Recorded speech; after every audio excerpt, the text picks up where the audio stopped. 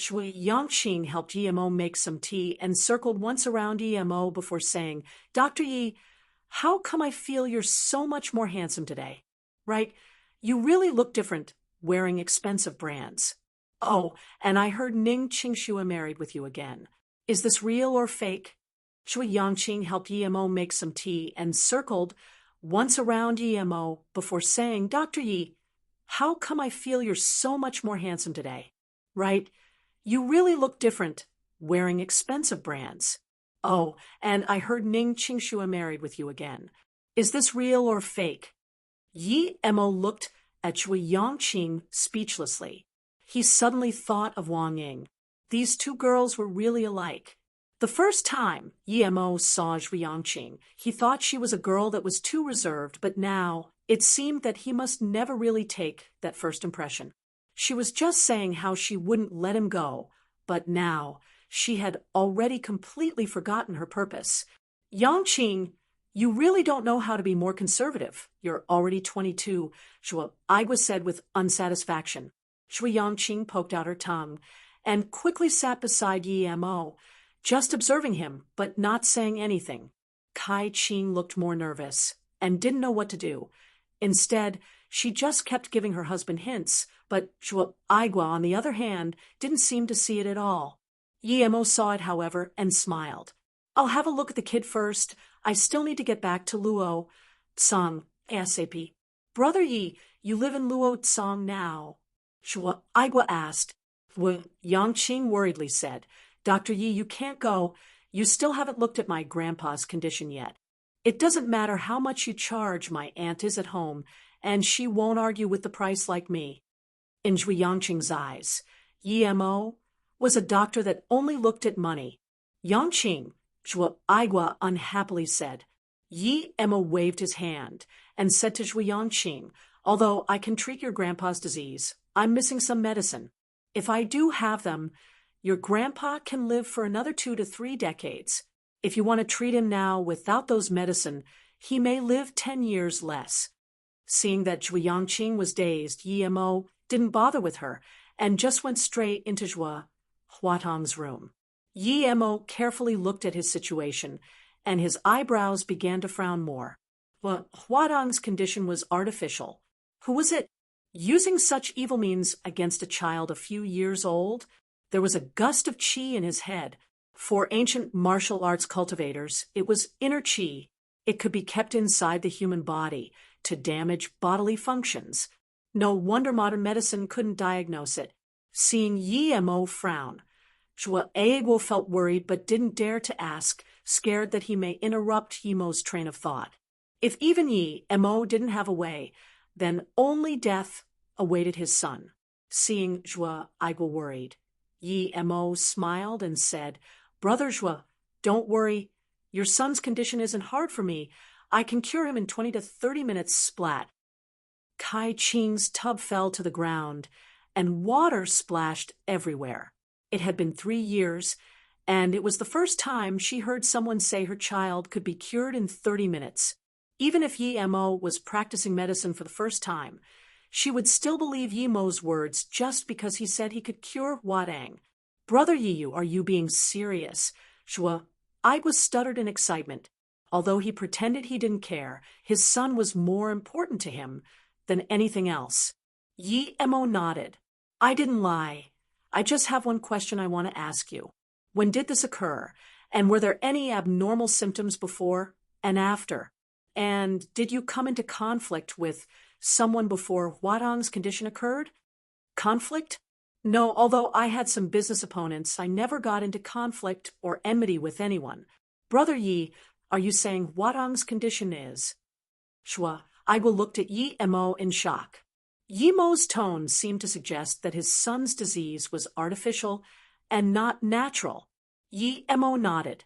It should be artificial. We'll talk about this after I cured him. Then Yi Mo took a silver needle and stabbed it into Shui Huatong's head and started to remove that sliver of inner qi. 10 minutes or so later, he had already removed it completely. Then he used his qi to heal the inside of Huatong's head. After doing these, Yi Mo packed up the needles. He felt something different when he removed the chi. He wouldn't believe that people could leave marks or imprints on chi on this planet, but he had that feeling.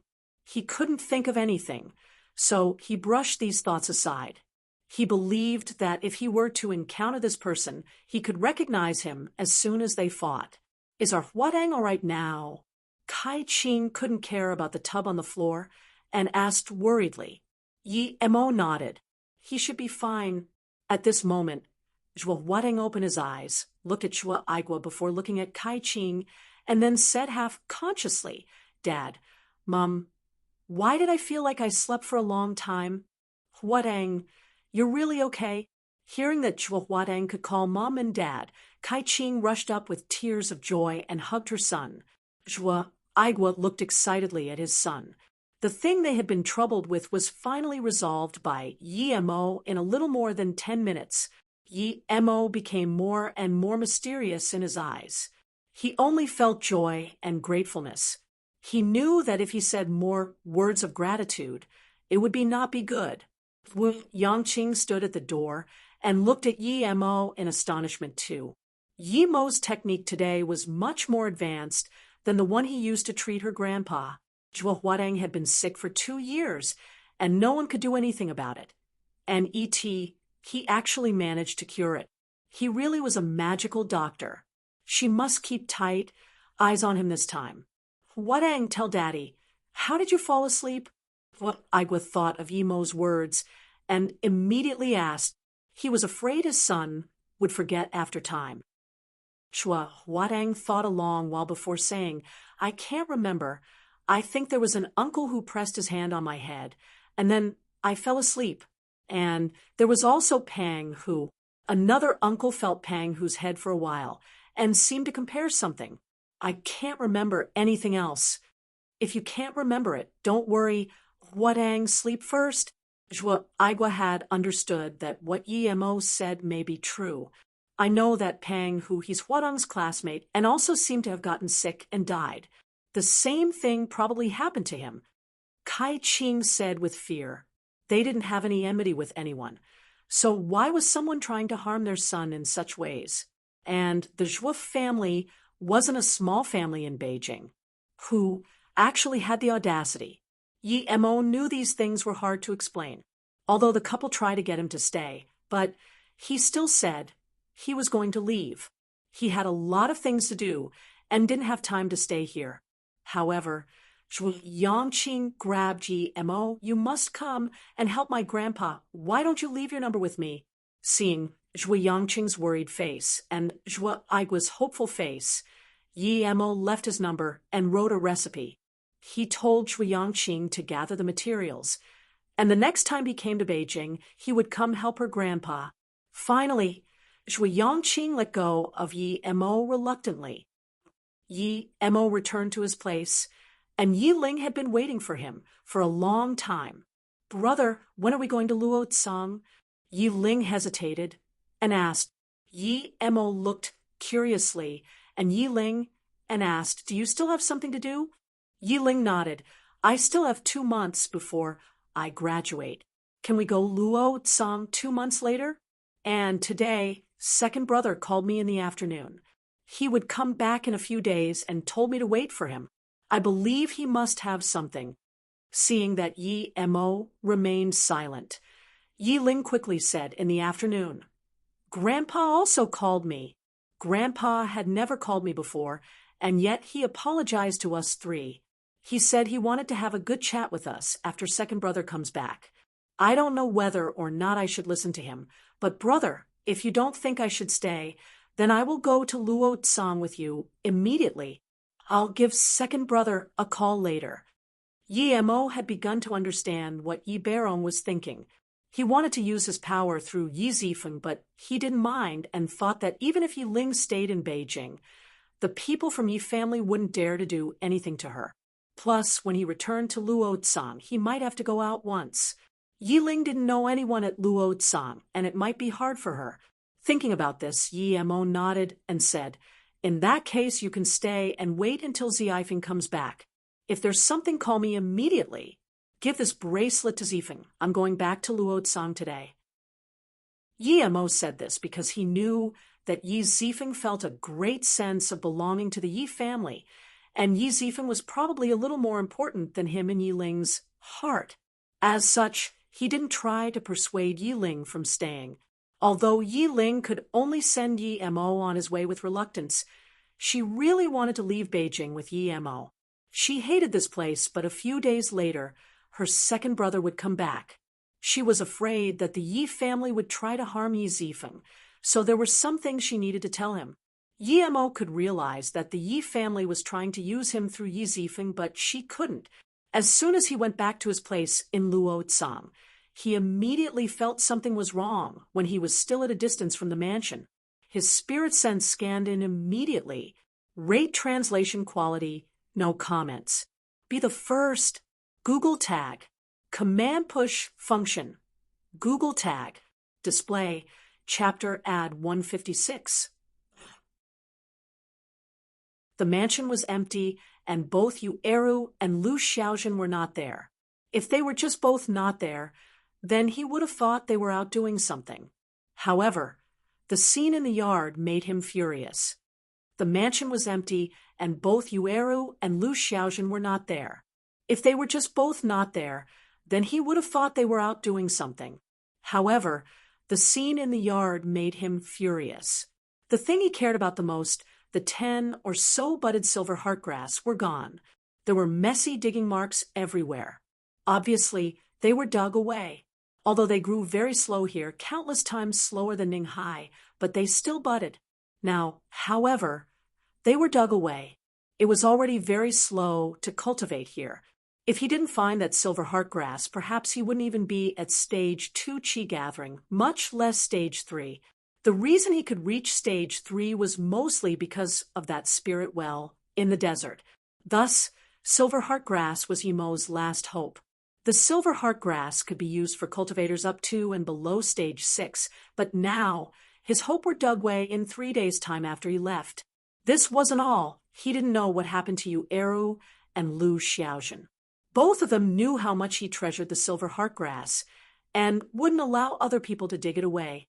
Now that the grass had disappeared, what would have happened to them? Yi Mo was sure that even if the Song family people knew he lived here, they wouldn't dare to touch it, much less Nanqing people. Since this person could dig it away and not damage it, it meant that he knew its uses. Yi Mo wouldn't believe that there were cultivators here. He had done his research. Cultivators here only existed in legends. No one would believe it. However, ancient martial arts and special powers did exist here. Some special power owners could use cultivation like attacks, but those with special powers could only use one type of attack, unlike cultivators. Yi Mo had stayed an entire day at Flying Snow Squad, and Zhang Ju also introduced Yi Mo to the country's special powers squad. Their status was on par of that of Flying Sao Squad, compared to Flying Snow Squad. They each had their merits, but in Yi Mo's eyes, these special powers were weaker than those ancient martial arts cultivators. Their attacks weren't sharp enough. The silver heartgrass was not only useful for Yi Mo, but also for people with special powers and ancient martial artists. Yi Mo, however, believed no one knew this, as silver heartgrass needed to be concocted into pills with other ingredients before it would be of great help to them. But other than himself, he was yet to find anyone who could concoct pills. Yi Mo knew that this wasn't absolute. He only guessed that no one knew how to concoct pills here, but what if someone knew how to? The reality was that his silver heartgrass was taken, but he didn't have any clue as to who did it. He could only blame himself for leaving in a rush that day following the Nanqing people, and then going to Beijing after. He didn't even have time to set up a formation. It seemed that he needed to set one up for here, just when Yi Mo wanted to go inside. And look, Lu Xiaojun rushed here. Yi Mo felt relieved since she was okay, and it meant Yu Eru was fine too. Master, you're back. Lu Xiaojun looked at Yi Mo with joy. Each time there was hardship, her master would appear. The last time Yu Eru was taken away, this happened too. The moment she saw Yi Mo, she felt secure. What happened to Eru? Looking at Lu Xiaojun, he knew something must have happened to Eru. The second day you left, someone came and said they wanted the grass you planted and wanted to buy it. Of course, Eru didn't allow it, so these people robbed them. Eru stopped them and had his arm broken. By the time I came back, they were still beating up Eru, so I immediately called the police. When the police came, these people had left, Lu Xiaojun said. Yi Mo immediately asked, "Where's Eru?" "He's still in the hospital. He should be fine." But when these people left, they told Eru that they would still be back. Lu Xiaojun said again. To ask who planted these seeds, right? Yi Mo's face sunk. How dare they think about his silver heart grass? These people really had guts. Since they know its use, it meant that they weren't ordinary people. Yi Mo wanted to see who they were. Yes, Lu Xiaojun lowered her head. She knew how important they were to her master, but she and Eru couldn't protect it. You are not to blame for this. Go bring Eru back. He doesn't need to stay in the hospital anymore.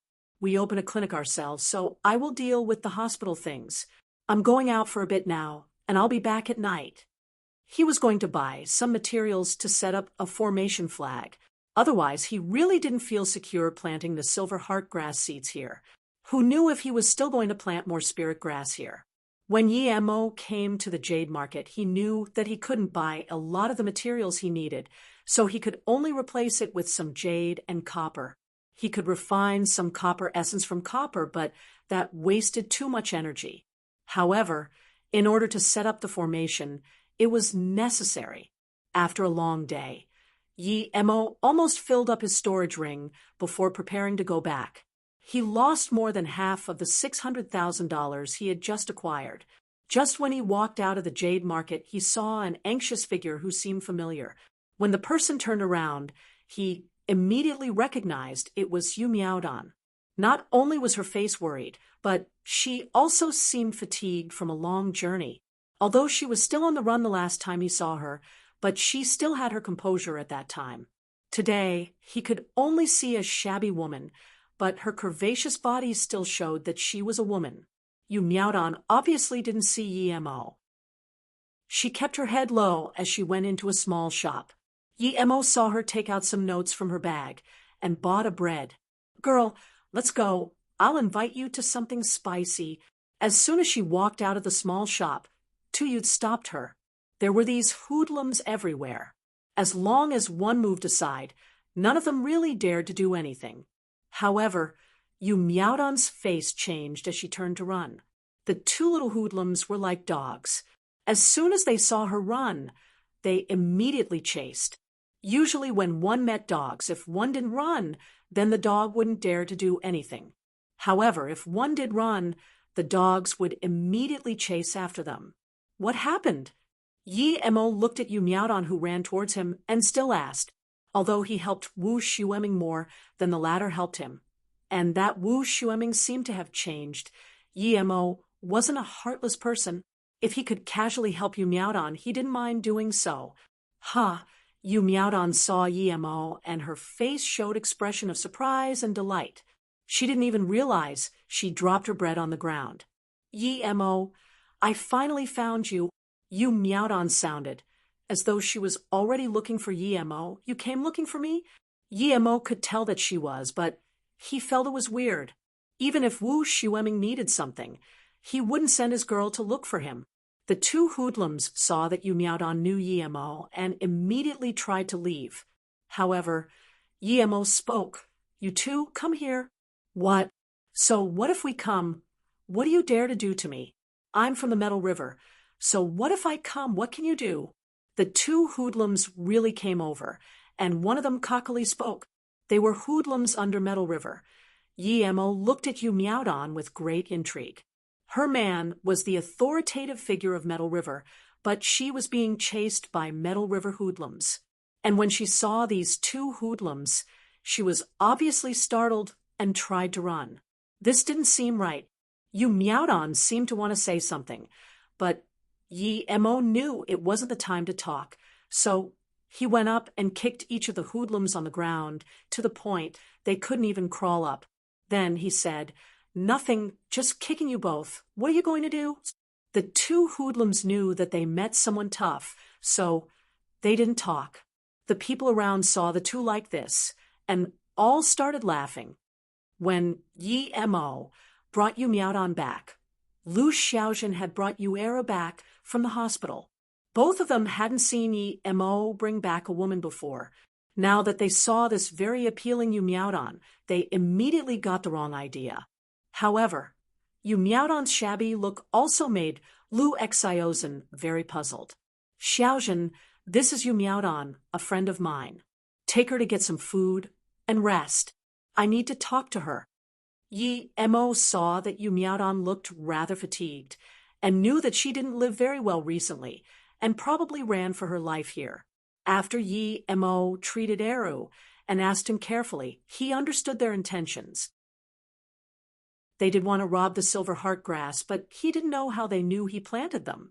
Was he followed when he came back from Sinai Peninsula? Yi Mo believed it wouldn't be easy to follow him. Eru, tell me what that person looked like. Yi Mo, the leader, was in his 30s and looked very skinny and bleak, Eru described. This made Yi Mo think of the bleak man he met at that Luo San Artifact social night. Could it be him? Rate translation quality 2 comments join in Google tag. Command push function. Google tag. Display. Chapter ad 157. Yu Miaodan ate some things and took a shower. She seemed much more vibrant afterwards. At least there was some ruddiness on her face. Yu Miaodan ate some things and took a shower. She seemed much more vibrant afterwards. At least there was some ruddiness on her face. Looking at Yu Miaodan, who sat opposite to him. Although she was still curvaceous, her face still seemed much more fatigued compared to a few months ago.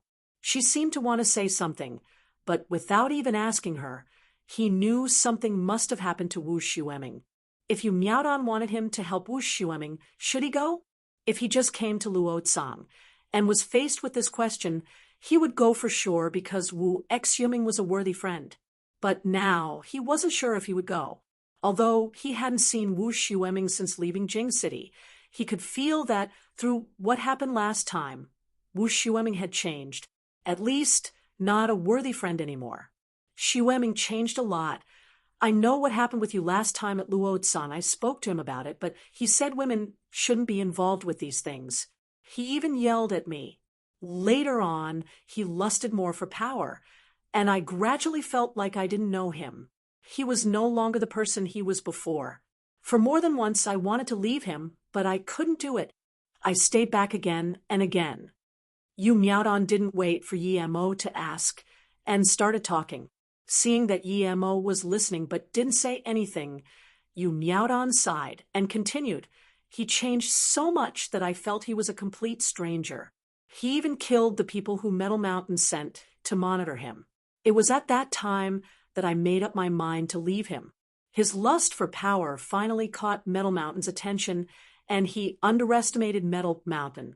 When Xueming thought he had controlled most of the power in Metal River, Metal Mountain just spent a night and forced Xueming into a struggle to survive. Yu Miaodan suddenly wiped her eyes. Yi Mo could see her body and hands were shaking. Yu Miaodan didn't continue and took out a pack covered by paper and gave it to Yi Mo before Xueming left. He suddenly woke up and said, if things were to happen again, he wouldn't become big boss of Metal River and would take me far away from Metal River. He told me to give this to you. Then Yu Miaodan gave the package to Yi Mo. She had completely calmed down. Yi Mo took it. It felt heavy as though it were a metal slab. He frowned and said, Xueming passed away. Yu Miaodan nodded, stood up and said, I've handed this to you now. I need to go. Wait. Yi Mo opened the bag, and there was a black metal slab inside. Why did Wu Xueming give this to him? Seeing Yi Mo's confused expression, Yu Miaodan spoke. Xueming said you were practicing ancient martial arts, so this thing should be helpful to you. Yi Mo nodded and scanned the metal in his hands. Immediately, his face was full of shock. This was an otherworldly gung iron essence. How could there be such a thing on Earth? Where did Wu Xueming get this from? This was rare even in the cultivation realm, much less on Earth. It was the top-tier material for making flying swords. However, it was a little too small. Despite this had unimaginable worth in Yi Mo's hands. The materials he got from Han Zixin weren't even worth 0.1% of this combined. Immediately, Yi Mo understood Wu Xueming's intentions. That guy must have guessed that he was cultivating ancient martial arts and that this material should be useful to him. He told Yu Miaodan to bring this to him, so Yi Mo knew Wu Xueming's intentions were rather clear. He wanted Yi Mo to save Yu Miaodan's life. With such a material, even if a cultivator were to touch Yu Miaodan, Yi Mo would try to think of ways to save her, much less a gang organization. Plus, Yi Mo was not a heartless person. I'm grateful for Brother Xueming's gift. You can stay at my place. Even the Heavenly Emperor wouldn't dare to touch you.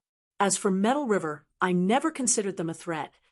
Then, Yi Mo suddenly thought of something. Yu Miaodan intentionally escaped to Luo Tsang, which meant that she was chased here by the people from Metal River. Was his silver heart grass taken by them?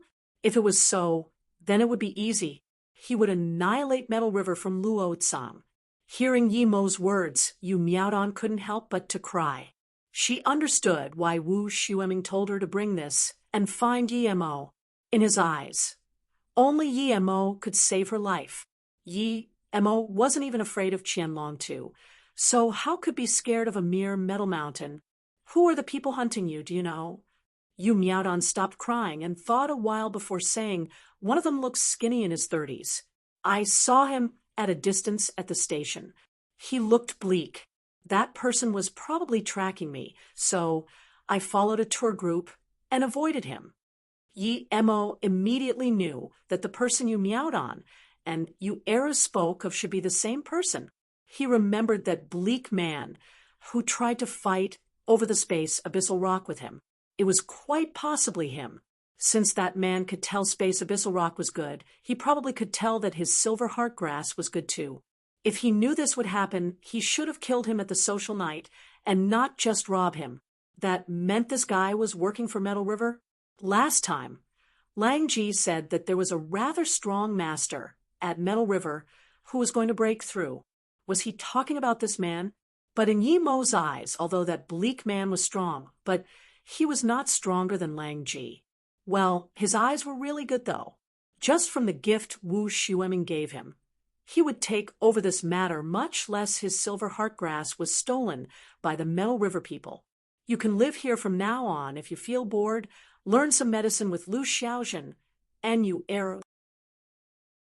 I suspect that Metal River stole some of my things, so even if they didn't look for trouble with me, I would go find them after I eradicate Metal River. You can go wherever you want. Yi Mo was certain that the bleak man was from Metal River. Even if he wasn't, he was related to them. In the following few days, Yi Mo used all his material to make a formation flag and formation plate and set up a defensive formation around the mansion. Then he made another 3 bracelets and gave them to the 3. He told them that he set up defenses around the mansion and that they needed to wear the bracelet to go in and out. If there are patients, they must go through a certain entrance. Although Yu Miaodan was a bit dubious, Eru and Xiaojun believed Yi Mo deeply. In their hearts, anything Yi Mo said was right.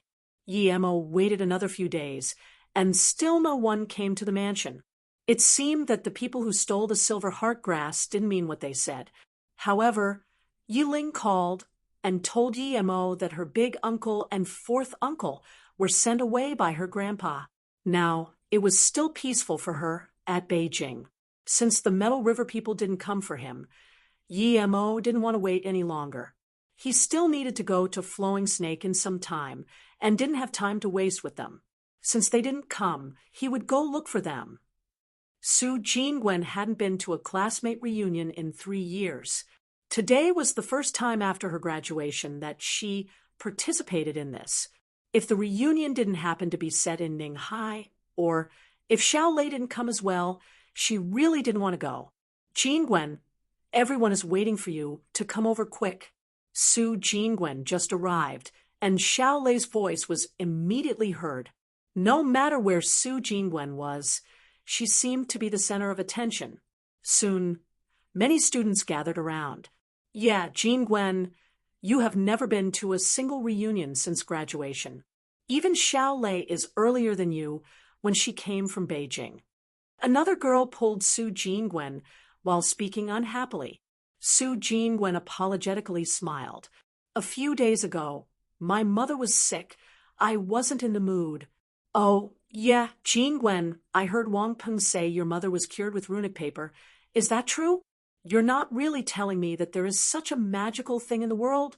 The girl pulling her hand immediately asked in curiosity. Of course, I went with Jingwen to buy it that day. Wang Peng walked over. Su Jingwen frowned and thought. Wang Peng wasn't her classmate. Why was he here? As though seeing Su Jingwen's confusion, Xiao Lei immediately whispered to Su Jingwen, Wang Peng is chasing after me, but I haven't been interested in men lately, so I told him I would go to a reunion. Didn't expect him to follow.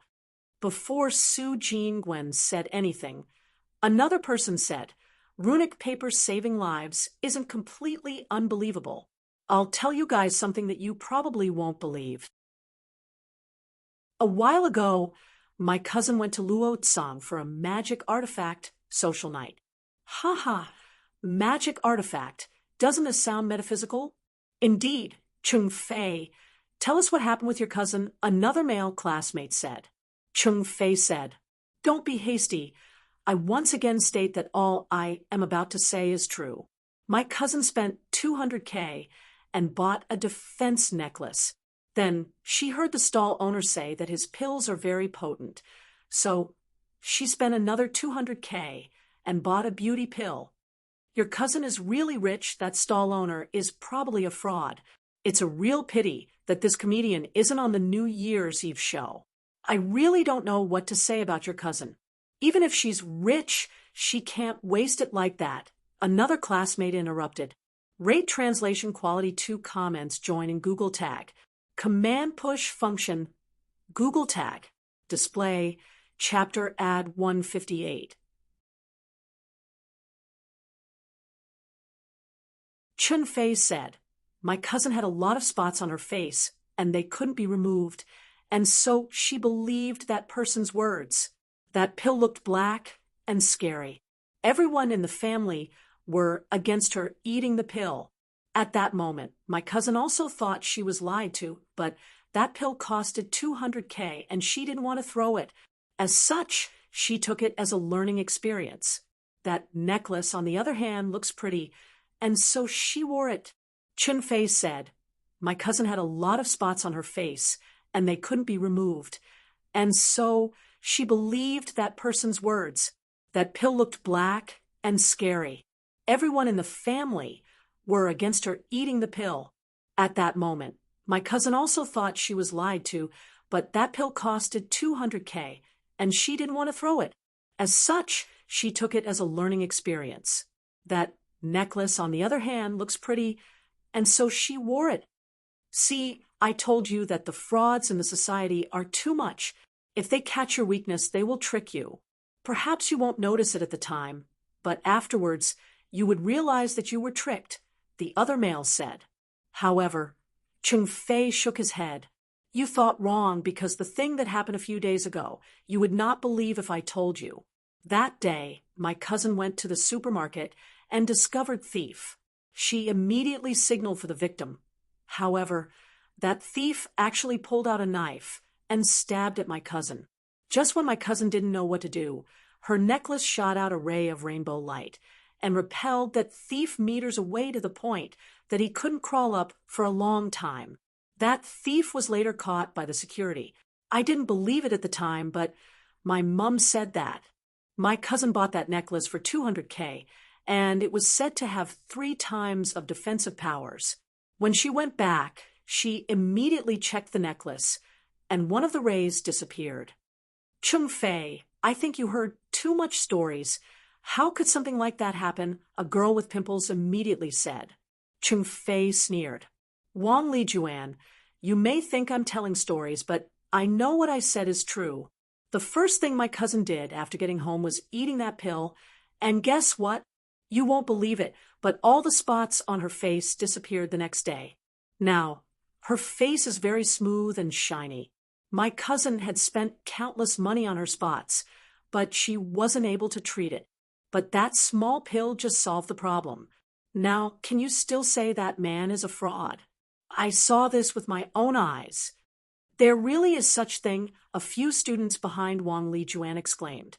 Although they were all classmates, they obviously didn't really believe it.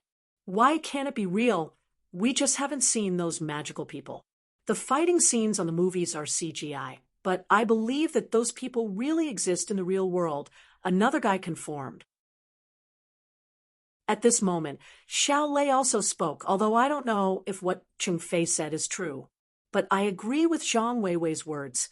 Those powerful people definitely exist, although they can't fly, but they can still do what they do in movies. Su Jingwen glanced once at Xiao Lei.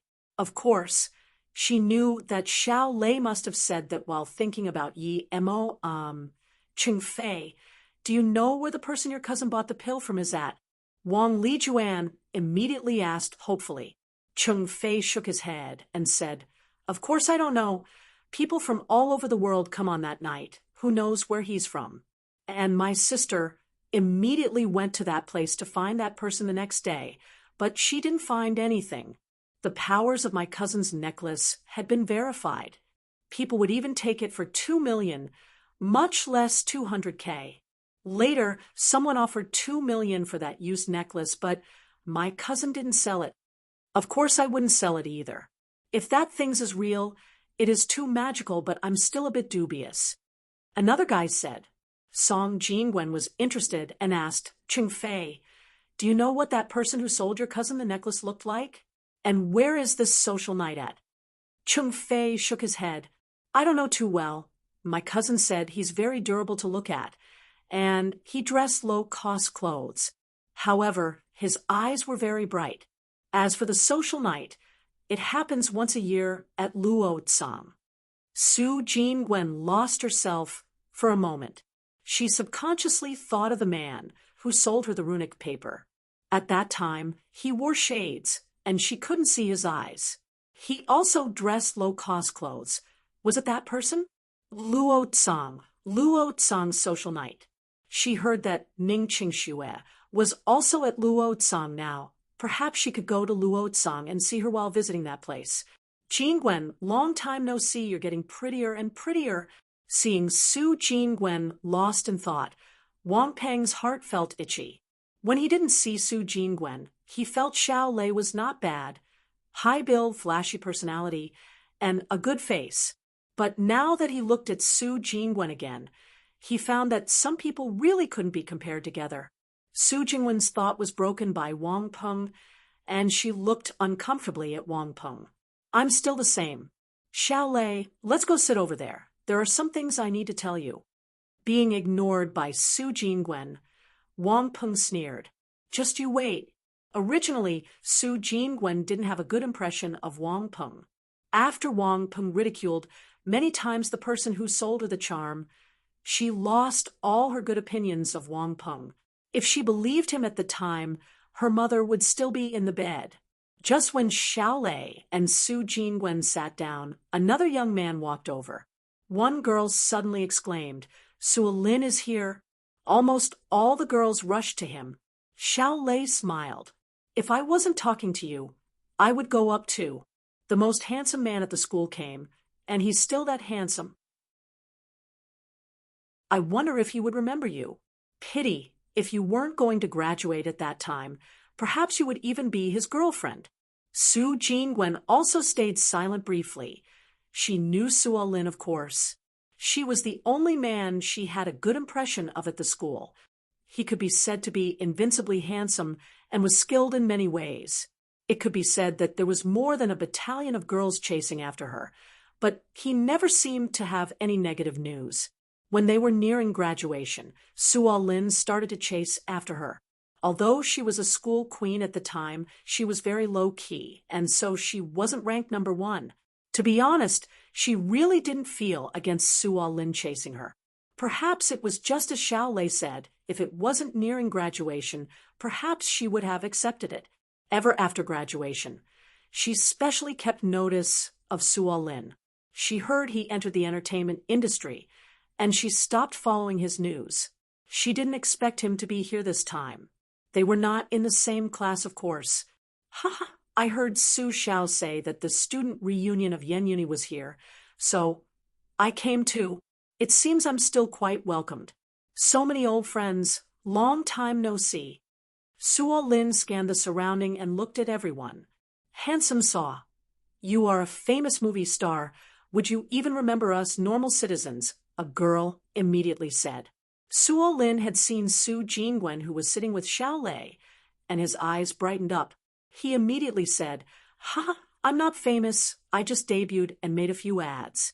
But if you don't look down on me, you can take photos with me if you wish." Then he didn't wait for these girls to talk before walking towards Su Jingwen. Jingwen, long time no see. Suo Lin's smile was still so mesmerizing. Su Jingwen also smiled. You're famous now. You may not see us, but we always see you on the screen. Xiao Lei also said, if you are really like that light thief you acted as and can fly into the air, I will start chasing you immediately. Before Su Lin said anything, Su Jingwen smiled. He does not need you to chase. He has a bunch of people chasing after him. No matter how many pursuers I have, they can't compare with you two beautiful ladies. Suo Lin smiled and said. He paused before continuing. Jingwen, I signed a new movie and I feel you are suited for the female lead role. Would you be interested? And of course, Xiao Lei can also act as the second major female role. Really? What movie? Xiao Lei asked in curiosity. Su Jingwen smiled. Although she wasn't an actor, she was very clear about the dark deals that went on the entertainment industry. So she stood up and said, sorry, I'm not really interested in that. You're looking for Xiao Lei, right? I'm going back.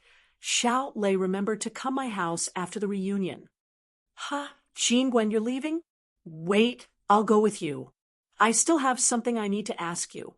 Then Xiao Lei also stood up. Jingwen, you're not going to go as soon as you see me, right? This reunion hasn't even started. Suo Lin immediately said. He just realized that Su Jingwen was prettier than the prettiest girl in their uni at that time. No wonder young Master Peng wanted her. If he didn't come today, he really wouldn't know that she was this pretty.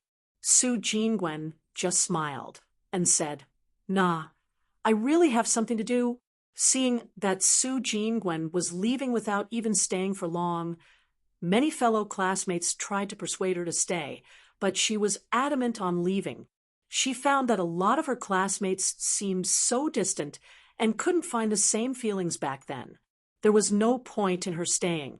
Okay then, I'll drive you guys, Suo Lin immediately said. Su Jingwen turned around and said, no need, Suo Lin, I have my own car. Suo Lin smiled and said, I'm also preparing to go, but you have a car, and I don't. Do you mind if I take a ride with you guys? Su Jingwen hesitated and frowned. Sorry, Suo Lin, no guy has come into my car, so. She suddenly remembered Yi Mo. Didn't he sit in her car before? Rate translation quality. 1 comments join in Google tag. Command push function. Google tag. Display. Chapter ad 159.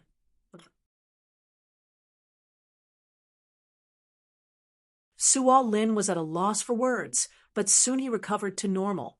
He immediately said, at least I can accompany you guys downstairs, right? Suo Lin was at a loss for words, but soon he recovered to normal. He immediately said, at least I can accompany you guys downstairs, right? Su Jingwen didn't detest Suo Lin. Although her impression of him went straight down after he joined the entertainment industry, it wasn't to the degree of detest, unlike Wang Peng, whom she felt very uncomfortable with. After the three spoke for a bit, soon, a black Audi drove near, but Suo Lin stood still. He turned around and said, this car is mine. Look. Su Jingwen looked at the Audi and said, "Didn't you say you didn't have a car? How come you have one now?" Xiao Lei also looked at Suo Lin in confusion. Suo Lin suddenly took out a spray from his pocket and said, "Because this," he sprayed a few times at both Su Jingwen and Xiao Lei. Su Jingwen didn't expect that the previous most handsome guy in the uni would be so low. Suo Lin looked at the unconscious Xiao Lei and Su Jingwen before saying, "I didn't expect it to be this effective." "Of course it's effective. I spent a lot of effort getting this." "Well done, Suo Lin. Don't worry. I will do what I promised you." A voice sounded behind Suo Lin. Suo Lin said, "Of course I will do what young Master Peng tells me to do." I didn't expect Su Jingwen to be this pretty after a few years. However, Wang Peng said, "Hurry up and drag them into the car." After that was done, Wang Peng said, "No matter how pretty she is, you can only go on Xiao Lei. Don't think about Su Jingwen." Of course, Suo Lin laughed. Luo Tsang. Although Wu Xueming was killed by Metal Mountain's hands, Otherworldly Entertainment was still the headquarters of Metal River. At the basement of the Otherworldly Entertainment, not only was the bleak man who fought over the space abyssal rock was there, but also the long-haired man who met up with him. "Wang Chuan, what did Master say?" the bleak man asked. The long-haired man said, "Master just called. He said that grass is silver leaf. It's a very precious herb used in ancient martial arts cultivation. Even amongst the hidden sects, it is very precious. He complimented us. He has planted those now, and would come here in 2 days." The bleak man felt relieved. Last time, he lost the spirit sensing stone, so his master was very angry. Seeing the bleak man's reaction, Wang Chuan said again, "Su Mu, Master is still angry about losing the spirit sensing stone last time. Although we managed to find the silver leaf, we still can't relax on the spirit sensing stone. Master thinks that since the silver leaf is in Luo Tsang, then perhaps the spirit sensing stone is also here. Perhaps they are on the same person. Thus, Master will come over in 2 days to check personally. We shouldn't go alert them now. If Master can find the spirit sensing stone, then he'll sure be able to break through." Su Mu shook his head and said, "It probably won't be. I investigated that Eru is just a normal doctor. He probably thought of the silver leaf as a herb, and he's only an ordinary person himself, nothing to suspect." Wang Chuan nodded.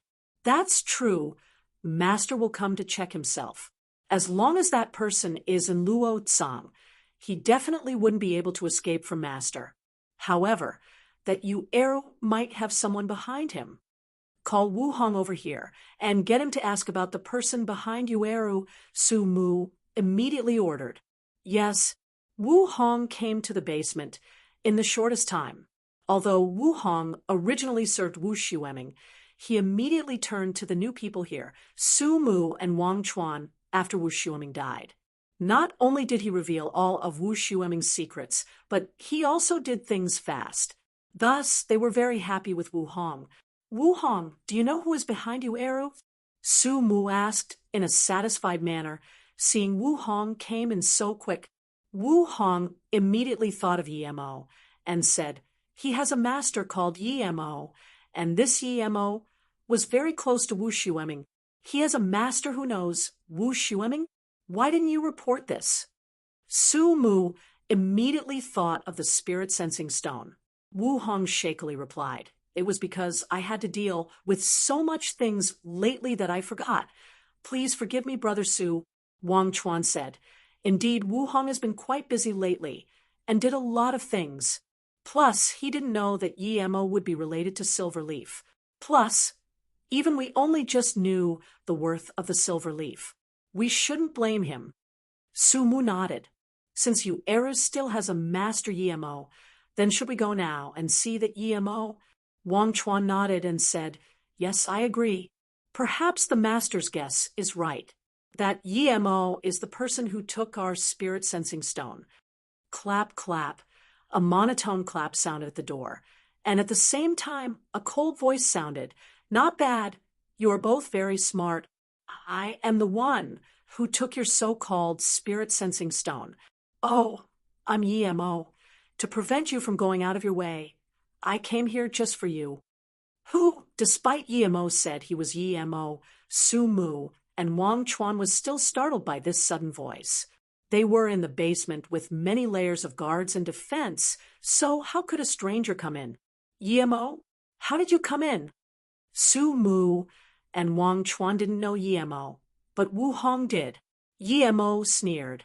Of course, by walking in, Su Mu and Wang Chuan had caught up with reality. Su Mu's bleak face showed a sliver of cruelty. No matter how Yi Mo came in, since he didn't need to leave. You stole the spirit-sensing stone. Su Mu had recognized that Yi Mo was the person who fought over the stone with him.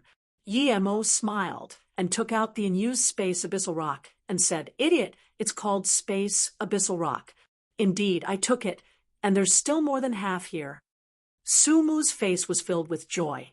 He didn't think that Yi Mo would be so dumb to bring the spirit-sensing stone. He immediately said, "Capture him." As soon as Su Mu said that, the tens of henchmen charged at Yi Mo. It could be seen they were waiting for the order. Although Yi Mo didn't have metal nails, but he no longer needed that now.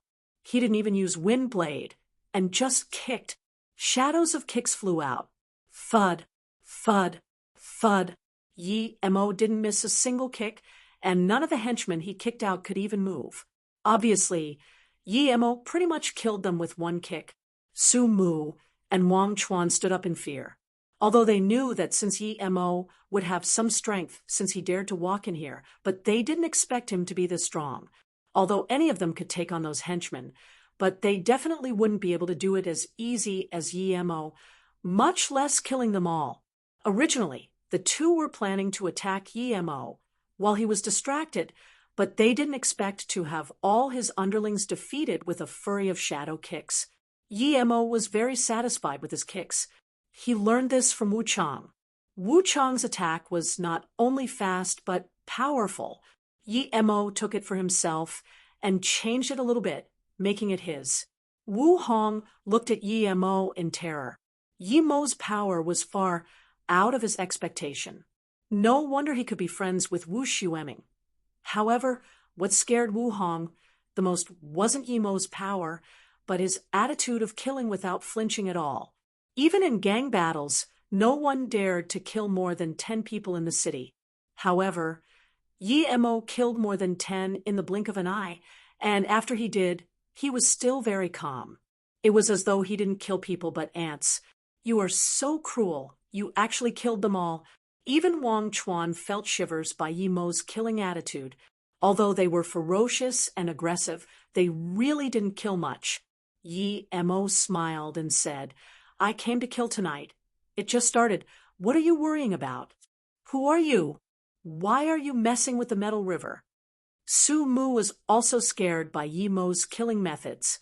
Yi Mo smiled and said, "I messed with your Metal River? Didn't you just say you were going to mess with me?" Su Mu was at a loss for words, and Yi Mo couldn't be bothered talking to him. He continued, "If it's messing with Metal River, then I'll tell you. If it wasn't due to Wu Xueming, I would have long killed all of Metal River in Luo Tsang last time. Do you think you have the capability for me to mess with? I just killed Qianlong Tu from Sai Na Peninsula a few days ago, so I didn't expect to be killing at Metal River so quick now. Life is really a wonder." "What? You killed Qianlong Tu?" Su Mu and Wang Chuan finally couldn't keep calm anymore, as their face showed extreme shock. Rate translation quality 2 comments join in Google tag. Command push function Google tag. Display chapter ad 160.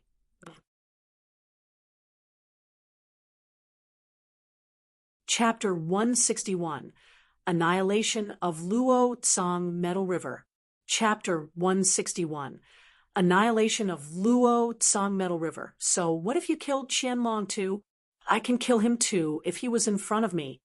Wang Chuan suppressed his shock and tried to boost himself some courage.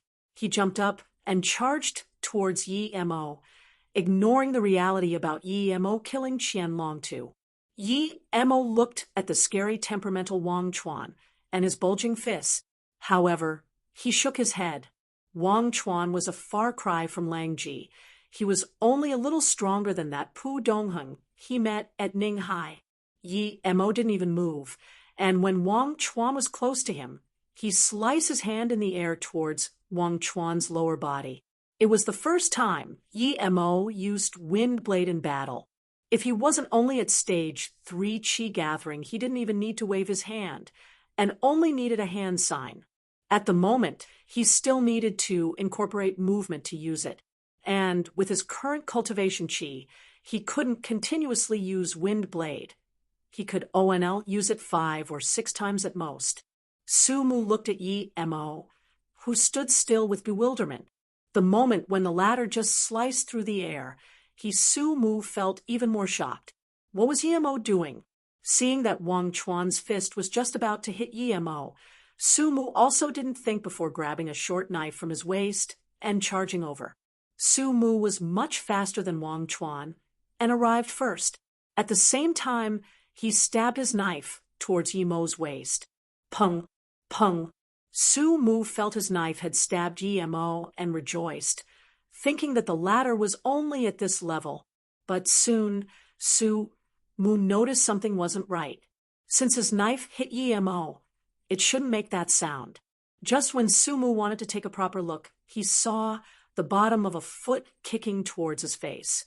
He didn't even have the reaction to dodge, as he was sent flying meters away. Wang Chuan, who was still in the air, suddenly felt a cold wind slicing towards him. This feeling was very weird. If he had something in his hand, he really wanted to block it, but before he relinquished this thought, he felt his legs were swept by this frosty wind. He found that his lower body seemed lighter, and pain seemed to be reaching up. The next moment, he could no longer go forward, and just fell to the ground, as his legs were severed in midair. He fell unconscious due to the pain. Su Mu crawled up immediately. Before he had time to celebrate that he wasn't heavily wounded, he felt blood rush up his throat as he spat it out. At this moment, he felt as though his organs had moved places. But Su Mu didn't have the mood to check his own injuries and just held the knife while dazedly stopping his steps. At this moment, his thought froze. He was just thinking again and again why Wang Chuan suddenly fell down and lost his legs. Could that swipe in the air cut off legs? Looking at Wang Chuan in a pool of blood, terror overcame Su Mu as he subconsciously took a step back. Wu Hong looked at the bloody scene with a pale face. Even though he had been in gangs for a long time, he had never seen such a bloody scene. Meanwhile, Yi Mo was very calm facing this scene. It was as though it wasn't blood on the ground, but just some water. What power was this, cutting off Wang Chuan's legs with a swipe? Su Mu kept asking himself, even if his master came, he wouldn't be able to do that. Yi Mo wasn't someone he could stop. No wonder he could take away the spirit sensing stone without him noticing. If he also swiped at his leg like that and not kick on his face, then what would happen to him? Su Mu subconsciously looked at his feet. His bleak face was pale. Clink! Su Mu finally couldn't endure the terror in his heart. His knife dropped to the floor, making a crisp sound. Yi Mo walked over to a chair and sat down before looking at Wu Hong and said, "Last time, I said that I didn't annihilate this place because of courtesy to Wu Xueming. Since you pissed me off once again, and I still owe Wu Xueming, I will kill you all today." There was no more blood on Wu Hong's face at all. He always thought that last time, Yi Mo came to beg to Wu Xueming, but now he realized that Yi Mo never even had Metal River in his eyes from start to beginning. Yi Mo didn't pay more attention to Wu Hong and looked at Su Mu. "I didn't kill you just then, and neither did I heavily injure you. Now you answer a few questions for me. Don't make my mood bad. First question, how did you discover the silver heart grass?" Silver heart grass. Su Mu soon realized that Yi Mo should be talking about silver leaf. Su Mu looked at Wang Chuan, who was unconscious on the ground, and subconsciously wiped sweat from his forehead. He felt his hand was shaking. He even felt that Yi-Mo was the real gangster. Their Metal River, compared to him, couldn't be more innocent and kind. He looked once again at Yi-Mo's calm eyes and could no longer bear that suffocating silence. He said with fear, "I'm naturally sensitive to precious herbs and ores. I can feel them even 10 or 20 meters away, because I will be frequently staying in Luo Tsang, so I was prepared to buy a mansion." Coincidentally, there was a mansion on sale near the place Era was living at, so I went to look at the house and found the silver leaf. At that time, I felt this thing wasn't ordinary and called my master. He told me to immediately dig it out and bring it back to Hong Kong. Yi-Mo looked at Su Mu in surprise. Sensitivity to spiritual things. This was a heavenly spiritual talent. Even in the cultivation realm, a heavenly spiritual talent only appeared in more than thousands of years. He didn't think he would meet a heavenly spiritual talent on the spirit-deprived Erath. If Su Mu was in the cultivation realm, he would be fought over by countless sections. Yi-Mo calmed down after a long while. He really didn't expect there to be a heavenly spiritual talent. If Su Mu were to cultivate, he would be much faster than him, even if the environment was spirit chi deprived. Although Yi-Mo didn't know what spiritual talent he had, but he probably had some since he could cultivate. However, judging from his speed, it shouldn't be too high. Just when Su Mu looked at Yi-Mo in uncertainty, Yi-Mo suddenly waved his hand once again and hit the hand which Wu Hong was dialing a phone with. The hand fell to the ground. Wu Hong and Su Mu both looked at Yi-Mo in astonishment. He didn't know why Yi-Mo would cut off one of Wu Hong's hand for no reason. However, Yi-Mo looked plainly at Wu Hong and said, "You still have 3 chances to dial the police, but after 3 times, you won't have arms or legs to dial numbers with." Wu Hong immediately started to shake. He didn't even let Yi-Mo see him dial the phone, so how did Yi-Mo know he was calling the police? But he understood that if he was not going to listen, then all his ligaments would be severed. Yi-Mo seemed to love cutting people's ligaments off. This man was too terrifying. But soon, Wu Hong discovered that although his hand was cut off, the blood was flowing very slowly. You don't need to look. I'm not letting blood flow out too much, so you can do things faster. If you still waste time, then you don't need to call anymore. Yi-Mo's cold voice sounded. Then Yi-Mo looked at Su Mu and said, "Is your master from the hidden sex? Do you know the way to enter the hidden sex? And why does your master want the space abyssal rock and silver heart grass?" 2 hours later, Yi-Mo walked out of the basement of the otherworldly entertainment. He didn't hold back this time. He pretty much killed all the heads of Metal River in Luo Tsang. Other than helping Wu Xueming, Yi-Mo also knew that if he were to stay in Luo Tsang, it would be better to annihilate such a power. In that night, he killed the most since he was reborn. Even last time in the desert, he didn't kill this much. Then, with a ball of fire, all the evidence was burned to ashes. Since Su Mu's master thought of the space abyssal rock as spirit-sensing rock, then it meant that there must be more of it on Earth. Would Daoixian know about this type of rock? According to Su Mu, Daoixian knew how to enter the hidden sex because he was from the hidden sex himself. This filled Yi-Mo with anticipation. Although the hidden sex people didn't come out to the mortal world, who knew if one day the strong people in the hidden sex would gang up on him? He eventually had to prepare for it. At least, if he could enter the hidden sex, then he could see their true power. Now, Yi-Mo almost made no progress in his cultivation. This wasn't something that could be changed with hard work. Even in the cultivation realm, it was normal to spend decades on the 12 stages of chi gathering. Some people wouldn't be able to reach the peak of chi gathering their entire life. There would be 2 more days before Daoixian would arrive at Luo Tsang. Perhaps at that time, he would be able to get something useful out of his mouth. At least, Daoixian would know more than that Wu Guangmong. If Wu Guang didn't want to say, Yi Mo couldn't force him, but if Xian Daoist didn't say anything, then he wouldn't be polite anymore. After Yi Mo killed all of Metal River in Luo Tsam, he left the otherworldly entertainment as though nothing had happened. But the second day, Luo Tsang was in turmoil. All of Metal River's men just realized that their superiors were gone and had disappeared completely. Panic covered the underground world in Luo Tsam, but soon people realized that something happened to Metal River at Luo Tsam. All the hoodlums started to run.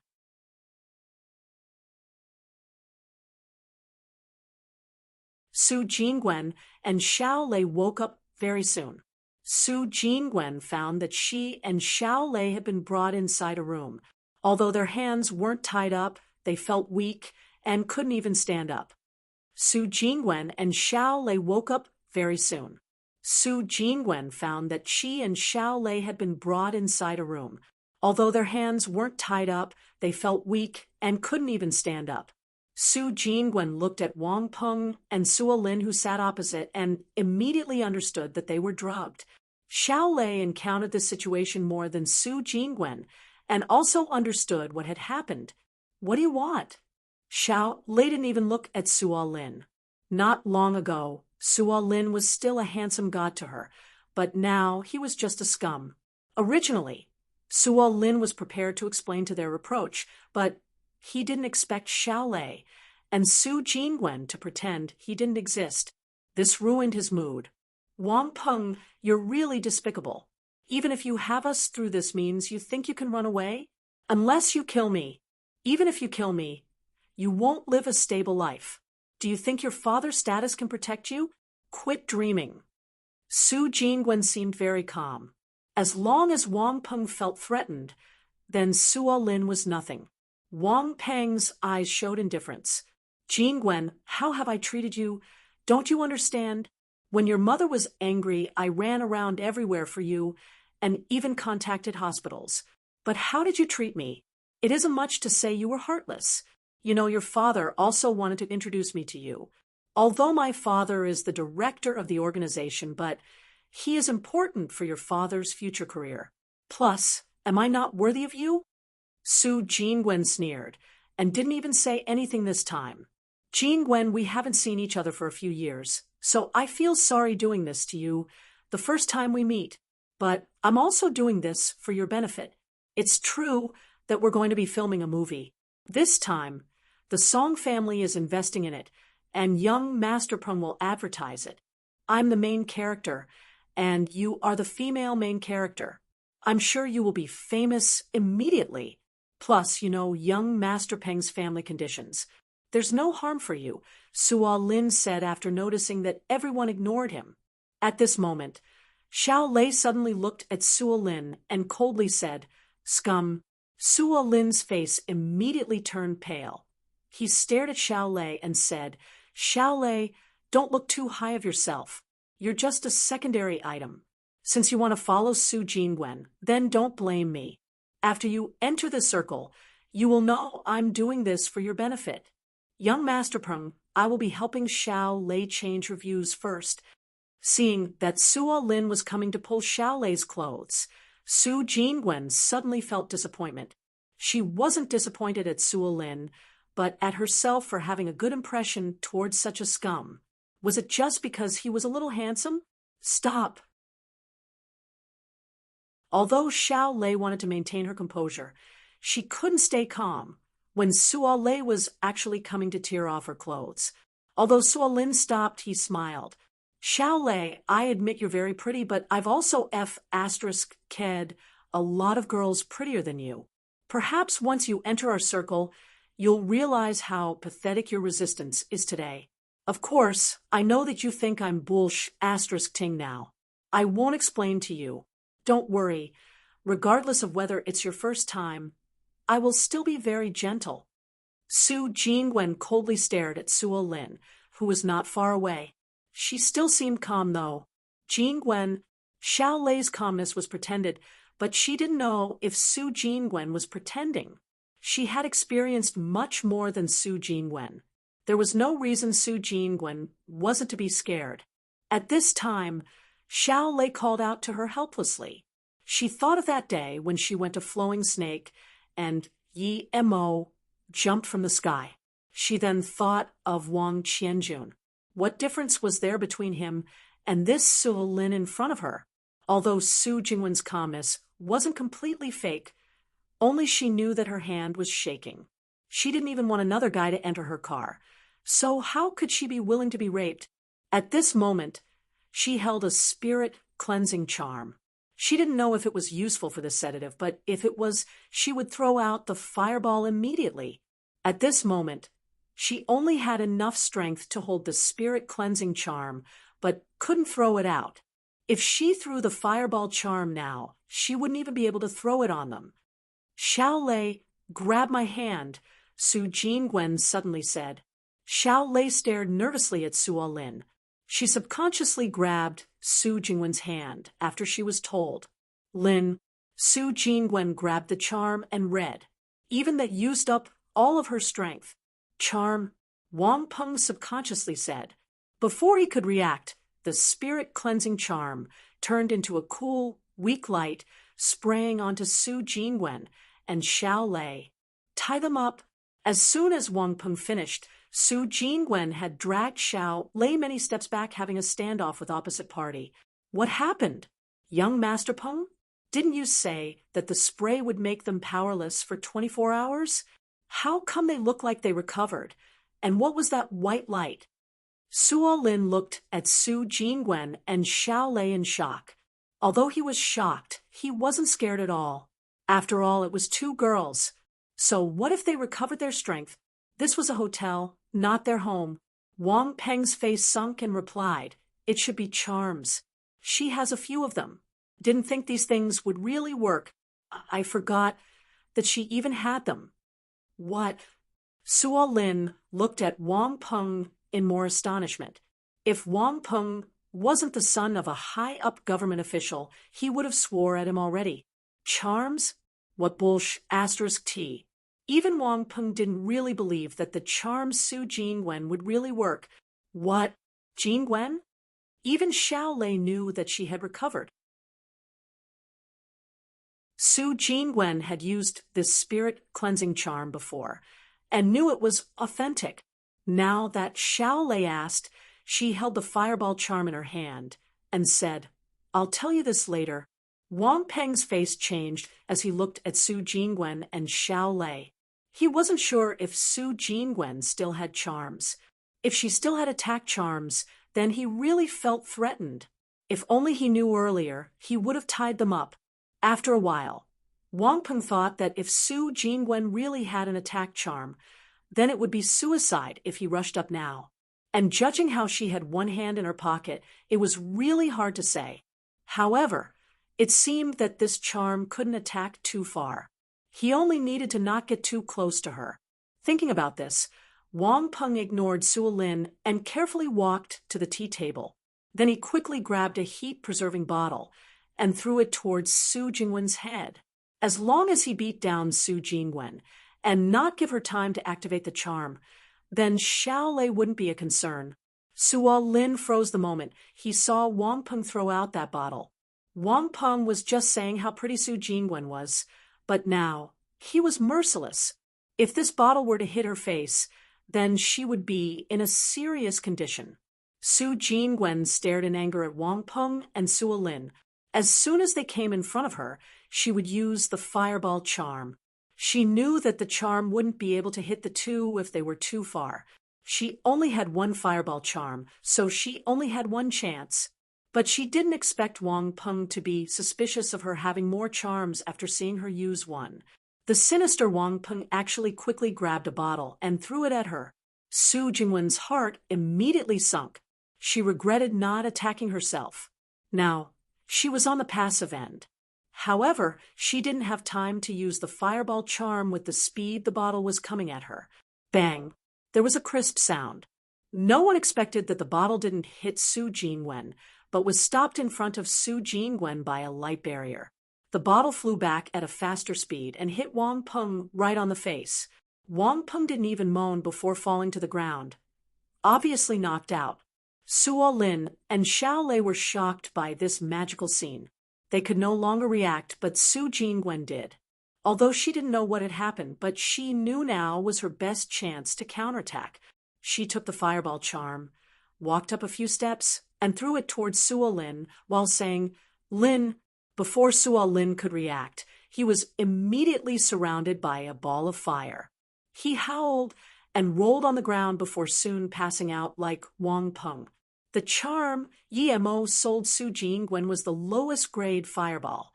It wasn't enough to take Suo Lin's life, but soon he was burned into deformity by the fireball.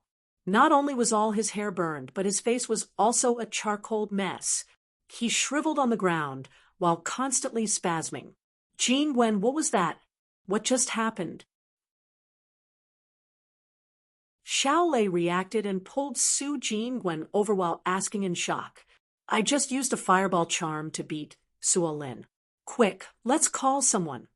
Su Jingwen looked at Suo Lin, who was burnt black. Although she was scared, but she felt more satisfaction. "Charm, it's really charms. Was what Ching Fei said true?" Xiao Lei murmured to herself. "We'll talk about this later. Call first," Su Jingwen said. "Call the police?" Xiao Lei also calmed down. Su Jingwen shook her head. "We can't call the police. Who knows if Wang Peng has made some arrangements. I'll call my dad." Then Su Jingwen immediately dialed her dad's number. After the call, Su Jingwen saw Xiao Lei start to tie up Wang Peng while in a daze. She suddenly thought of something. What was that light barrier that blocked Wang Peng's bottle? Tim TL message. "Come join our Discord server. https://discord. GG/CPY8. 7-rate translation quality. 3 comments join in Google tag. Command push function. Google tag. Display. Chapter ad 162.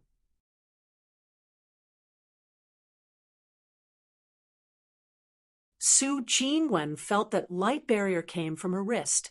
She even heard a small explosion at that time. She subconsciously looked at her wrist. 1 bead was missing from the 3-beaded bracelet. She then looked around and was sure that it was gone. Su Jingwen felt that light barrier came from her wrist. She even heard a small explosion at that time. She subconsciously looked at her wrist. 1 bead was missing from the 3-beaded bracelet. She then looked around and was sure that it was gone. She originally stored this bracelet away, but then felt that it was a birthday present Yi Mo gave her, and even gave another 3 beads to Ning Qingxue, which was very disrespectful to Yi Mo. Plus, this was the only birthday gift she received that was made by that person. So she wore this on her wrist. Was it because of the bracelet that stopped the bottle? Su Jingwen took her bracelet off in shock and disbelief. "Jingwen, what's wrong?" Xiao Lei spent a lot of effort to tie up Wang Peng. She saw Su Jingwen in deep thought, so she asked.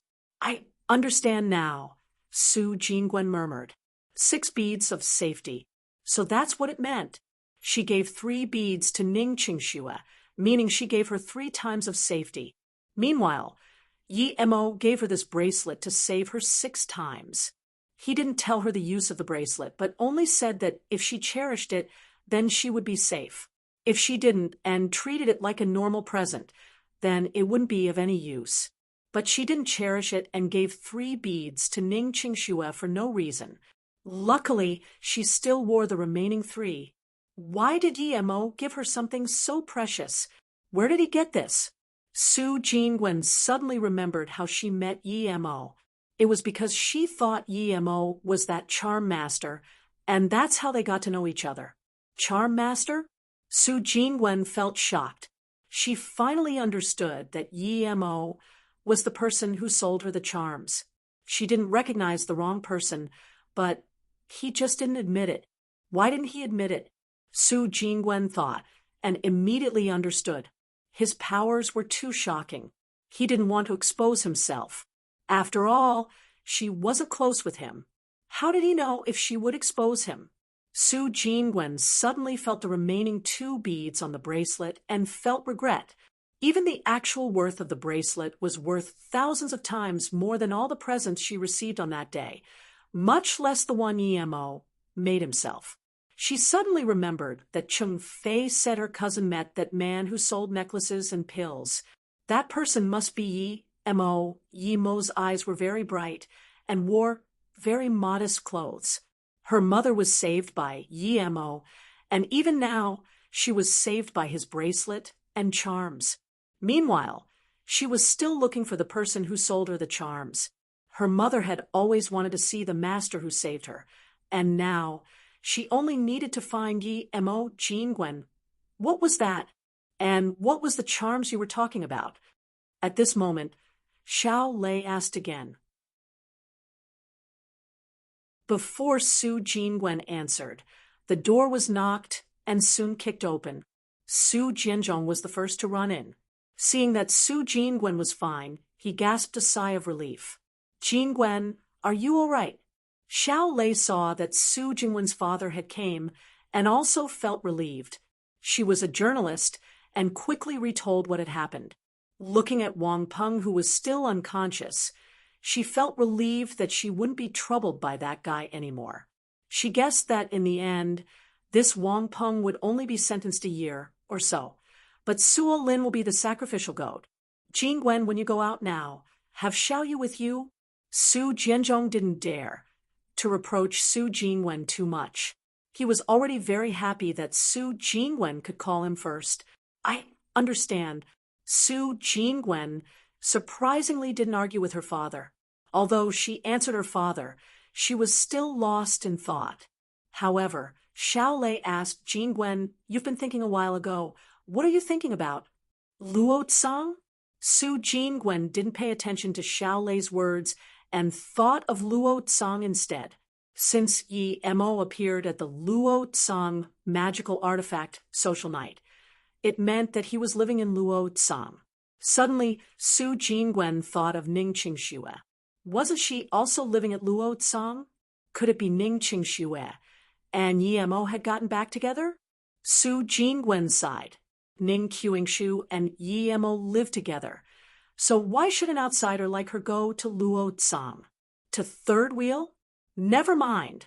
She would call Ning Qingxue a few days later and invite her and Emo to her house. Sigh. She gave half of what Emo gave to her to Ning Qingxue. She wondered if Emo would judge her. Perhaps in his eyes, she was no longer worth to be his friend. After all, he was that type of magical person. Someone like this was actually kicked out by the Yi family as an abandoned son. Yemo's family must have mental issues, and they called him that. No matter what they said, Su Jingwen wouldn't believe it. Emo could cure her mom who was unconscious for a few years with just one charm. So how could he beat that? Luo Tsang's chaos passed in one day, and soon the police of Luo Tsang found the change. It seemed that Metal River had left Luo Tsang. In one night, Luo Tsang had become a much more secure place without those troublemakers with powerful supports. Of course, Metal Mountain knew of Luo Tsang's change very fast. In that big Luo Tsang, there was not a person from Metal River he could contact, and soon he felt something wasn't right. Even if the police had a sudden raid, they couldn't be this clean. Who would have such means to eradicate all of Luo Tsang Metal River in one go? Nanqing wouldn't be able to do it even if they were fine, much less that Qian Longtu was dead, and Nanqing was in a mess. Originally, he wanted to talk to Dao Xian about the situation, but he was on the plane. After Dao Xian got off at Luo Tsang Airport, he felt something strange. He had arrived at Luo Tsang and told his 2 disciples the time, but why didn't they come to greet him? "You are Daoistian?" Emo drove a rented car and saw a Daoist walk out of the airport from a long way away. Although he made Su Mu describe very clearly, he didn't even need to recognize by the face when there was a Daoist walking out of the airport. Daoistian had a white face with no mustache. He was medium build and wore a blue Daoist robe. Luckily, he didn't have a hair needle, or else that would attract more attention. However, Yi Mo felt this Taoist Xian wasn't simple. He could usually tell how strong a person was, but only this Taoist Xian he could not. Who are you? Taoist Xian knew Yi Mo was definitely not here to meet him. The people his two disciples sent wouldn't have such courage calling him Taoist Xian. Yi Mo laughed and said, "Of course I'm here to bring you to your two disciples. But don't worry, the place they are now is relatively safe." "What did you do to Su Mu and Wang Chuan?" Xiao Daoist immediately knew that not only was Yi Mo not here to pick him up, but was instead here for trouble. Yi Mo sneered, "Xiao Daoist, your disciples say you're someone great, but don't tell me you don't dare to go on my car. Humph, drive." Daoist Yen wouldn't think of Yi Mo as a threat. No matter how much people Yi Mo had, he wouldn't be afraid. He had cultivated ancient martial arts to the peak of black level, so it could be said that there was rarely anyone who would dare to mess with him. Even if Yi Mo brought him to a cave of tigers and dragons, he would dare to challenge it. Yi Mo knew that someone like Daoist Yen would definitely go on his car due to his confidence. Yi Mo knew from Su Mu that the reason Nanqing didn't dare to touch Metal River was due to his master Daoist Yen. It could make Qianlong too, who had Wu Chong, feel threatened. It could be seen that Daoist Yen was not bad, and he indeed couldn't tell how strong Daoist Yen was. He heard Su Mu say that the reason Daoist Yen came to Luotsang so urgently was because he found silver heart grass, and another reason was Yi Mo's space, Abyssal Rock. Daoist Yen indeed didn't consider Yi Mo's gang a threat. He believed Yi Mo had more people with him. Of course, they didn't know how scary someone who cultivated ancient martial arts to his degree would be. Perhaps they only knew that Su Mu and Wang Chuan was his disciple. With a disciple like that, the master couldn't be much stronger. If they really thought that way, he didn't mind showing them some power later. He would make the bold people fear and beg him before killing them. "Why did you drive the car here?" Daoist Yen reacted and found that Yi Mo had driven the car to a barren place in the rural area. Yi Mo walked off the car and said, "Come down, Daoist Yen. I've already sent your disciples, Su Mu and Wang Chuan, to the underworld. You don't need to worry. You will soon go see them." "You killed them?" Daoist Yen's tone sounded calm without any discernible anger, but Yi Mo could see from his eyes that Daoist Yen was incredibly angry. Yi Mo smiled and said, "Yes, not only did I kill Su Mu, but also Wang Chuan. Oh, I also eradicated Metal River in Luotsang." "Young man, do you think you can be so arrogant after practicing a few years of ancient martial arts? Tell me, why did you kill my disciples? Don't worry, I'll teach you true regret later." Daoist Yen could no longer stay calm as his face turned green. He wasn't even interested in knowing Yi Mo's name. Yi Mo knocked the hood of the car and said, "Because they stole my silver heart grass and beat my disciple, so I killed them." "Good, good, good. I will satisfy you. Punk, I will make sure you're satisfied." Daoist Yen could no longer resist his anger and wanted to attack. However, Yi Mo waved his hand once again and said, "Don't rush. Do you know this?" Then Yi Mo took out the space Abyssal Rock. "Rate translation quality. No comments. Be the first. Google tag. Command push function. Google tag. Display. Chapter ad 163.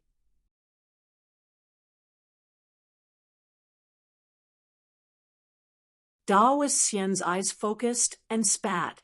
"Spirit sensing stone? Quick, show me." Daoist Xian's eyes focused and spat. "Spirit sensing stone? Quick, show me." Daoist Xian had completely forgotten who Yi Mo was. In his eyes, there was only this rock who could help him break through. At this moment, Yi Mo put the stone away. "Not bad. You've seen this before. Tell me, where did you see it?" "Punk, give the stone over." Daoist Xian saw Yi Mo put the stone away and his mouth turned hideous. He completely forgot his 2 disciples were killed and casually took out a whip from his waist. Yi Mo was dazed. Why did these ancient martial arts people all like to use whips? But soon he realized that this was a legal issue in society. If one carried a big sword around everywhere, then they would probably be invited to the police station. And the ancient martial arts cultivators here didn't have storage devices, so they could only carry it with them. A whip was the best choice. Yi Mo smiled and said, "You can't threaten me. You can try if you don't believe me." Dao Xian calmed down and took a careful look at Yi Mo, but couldn't see how he wasn't ordinary. The only thing was that he was too calm. No matter what, it was a big loot if he could get the spirit sensing stone. It was a pity that Su Mu was killed. Su Mu had helped him a lot. Yi Mo had a lot of questions to ask Dao Xian. He could make Lang Ji lose his mind for a brief moment, but that was because Lang Ji was far inferior to him. To this Dao Xian, however, Yi Mo wasn't sure if it would work. If it didn't, it would damage his memory instead. Yi Mo was sure Dao Xian wasn't a match for him, but before they fought against each other, he still didn't the extent of the latter's strength. "Do you believe me? I can crush the stone with my hands." Yi Mo saw that Dao Xian was thinking about something. He knew that Dao Xian wanted to catch him off guard. Dao Xian suddenly sneered. "Do you think you can get away today?" "That's another thing, but I want to ask you now. Do you know about the hidden sects? Did you come from the hidden sections? If you answer me, I can let you touch the stone," Yi Mo confidently said. Dao Xian was so angry he laughed instead. This young man didn't know what death meant. The reason he didn't move was just as Yi Mo said. He was afraid Yi Mo would shatter the stone. Dao Xian looked at Yi Mo's hand, hesitated for a moment before saying, "Okay, listen up. I'm from the hidden sections. The hidden sects are sects that are hidden, so they don't walk around in the normal world. Of course, there are individuals who does. In that case, the hidden sects are either hidden in the depth of the mountains or deserted places." Yi Mo immediately asked. Dao Xian sneered. "There are indeed a lot of sects hidden in these places, you said, but there are some that are in the normal world, perhaps in some boisterous market or a small mansion. As for how to get to the hidden sects, I only know how to get to my sect. Then how you enter the hidden sects?" Yi Mo didn't expect that they could be hidden in cities. Dao Xian sneered. "You think you can get in the hidden sects?" Yi Mo's face sunk. "Old man, we're dealing right now. If you don't want the stone, then don't blame me if I crush it. Wait, I'll tell you." Dao Xian talked till now just for the rock, so how could he let Yi Mo break it? Yi Mo had a contemptuous look and said, "You better be specific. Don't make me ask you." Dao Xian was so angry to the point that he wanted to strike, but the stone concerned him progressing, so he held back on the thought. He took a deep breath before saying, "Do you think the hidden sects is just ancient martial arts cultivation? There are so many branches, and ancient martial arts is just one of them. And the people from hidden sects who come to the normal world mustn't reveal the location of their base, even if they die. Plus, even if they told you, no one would be able to find it." Seeing Yi Mo's surprised look, Dao Xian sneered before saying, "There are too many branches in the hidden sections. Most of them are studying ancient martial arts, but some don't. Each sect is protected by a formation. These are passed down from the ancient times. Normal people wouldn't be able to notice it at all. There are some of these small dimensions, but some have collapsed. Each of these small dimensions have a formation. Once this formation collapses, the small world disappears with it." Talking to now, Dao Xian seemed to be longing for it too. Yi Mo asked in surprise, "In that case, each hidden sect has a small dimension? Is your sect in one of them too?" Dao Xian sneered. "Insolent. Do you think it's so easy to find a small dimension? Some of them. Even I have only heard of, much less you. Plus, no one can be sure if there are small dimensions in this world. My sect is only a branch of the main sect. Yi Mo was asking for information from Dao Xian, so he didn't dare to anger him too much. As such, he asked, "What do you mean by that small dimension?" Dao Xian looked at the space abyssal rock in Yi Mo's hands and estimated if he could grab it while answering. Those sects with a small dimension are true hidden sections. We call them the inner hidden sects. Other hidden sects are outer hidden sects. Other than this, there are some semi-hidden sects, which include the hidden families and sects in the normal world. However, inner hidden sects are unheard of now. We don't know if they still exist. Most of the hidden sects now are outer hidden sects. Meanwhile, the semi-hidden sects are gradually assimilated by the normal world and can't be truly hidden. Yi Mo knew that Dao Xian's attention was focused on his rock, but pretended he didn't know, and asked, "Can you tell me a few names of the hidden sects? For example, the sect you're at." Dao Xian thought, and still hadn't made the decision to rob the stone. So he replied, "Juyun Temple, Cha family of the South River, for state's 9 moons Taoist temple. These are all semi-hidden sects. However, Dao Xian didn't mention his own sect. Yi Mo thought, in that case, the sect Luo Susu should be outer hidden sects. Even Dao Xian didn't know if inner hidden sects existed. Wu Guang Monk's Juyu Temple was only a semi-hidden sect. In that case, no matter how hidden the outer hidden sects were, people should have gone in after such a long time. Yi Mo thought that as long as it was a place people could walk to, then it could be found. But since it was found, how could it be considered a hidden sect? "You're dreaming," Dao Xian sneered once again, and said, "Even outer hidden sects are mostly in dangerous mountains and deserted places.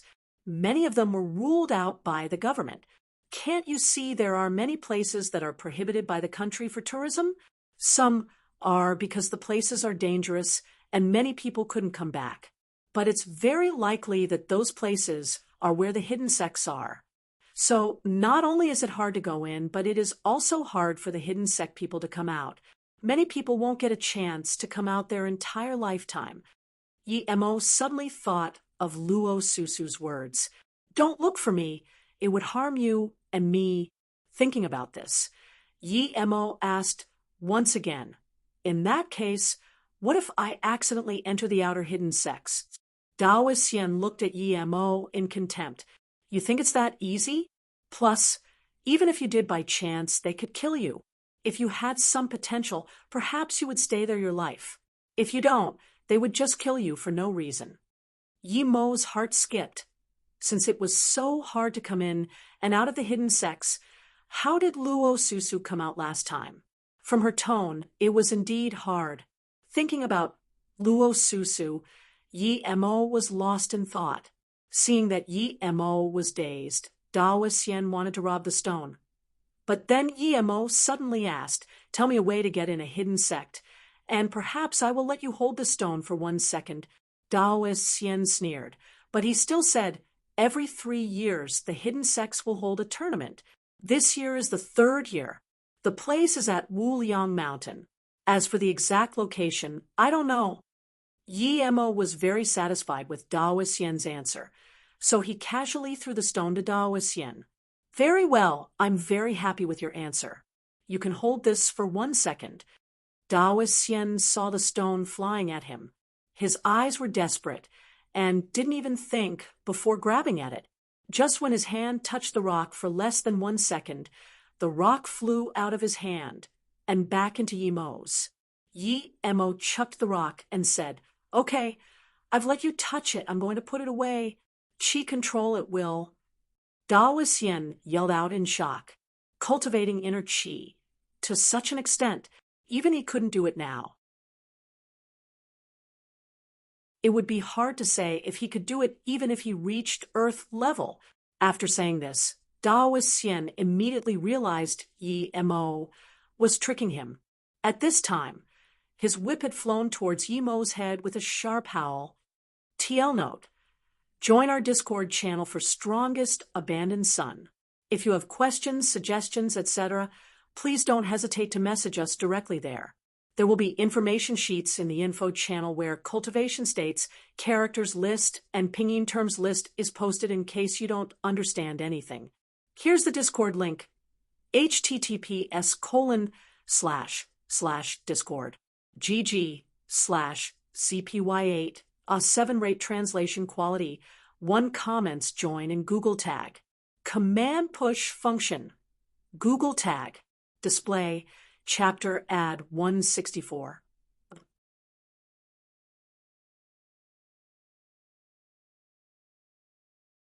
If Huqiu's whips were an onslaught of whip shadows, then Dao Xian's whip was a screen of whips. Not only did it seal Yimo's front, back, and lateral sides, but it also brought a strong oppressive feeling. If Huqiu's whips were an onslaught of whip shadows, then Dao Xian's whip was a screen of whips. Not only did it seal Yimo's front, back, and lateral sides, but it also brought a strong oppressive feeling. Comparatively, Huqiu's whips were child's play. Yimo was sure that if he was still stage 2 qi gathering, he would meet his end. This person's whip was too strong, and he was someone who truly cultivated out inner qi. His inner qi was on par with Yimo's qi. It could be said that other than Yimo's identity as a spirit qi cultivator and could use some magic, then he was worse than this Dao Xian in other aspects. This was because Dao Xian hadn't progressed. Yimo estimated that even he would be no match for Dao Xian after he progressed. If Yimo wasn't a cultivator, he could fight in close-ranged battles with Dao Xian. However, he was indeed a cultivator. Fighting with this Dao Xian in close range was fighting with a shortcoming to the opponent's strength. Yimo's fists surged with qi and hit out tens of strikes. The fist wind struck with the screen of whips, creating cracking sounds. Dao Xian took a few steps back and looked at Yimo in shock. He didn't expect that Yimo could stop his whips containing qi with just his fists. The young man looked only in his 20s, so even if he started to train in his mother's womb, he couldn't be a match to him. Yimo struck back Dao Xian and also took a few steps back. This Dao Xian wasn't easy, but Yimo didn't dare to use Wind Blade and Fireball now. He could only look for his chance and use the Wind Blade at that time. The moment he used it and failed, Dao Xian would be wary. He wouldn't even think about Fireball, since it would only be a waste of his qi. With this Daoist agility, there was no way his Fireball could land. The weakness of the Fireball was exposed in such a battle.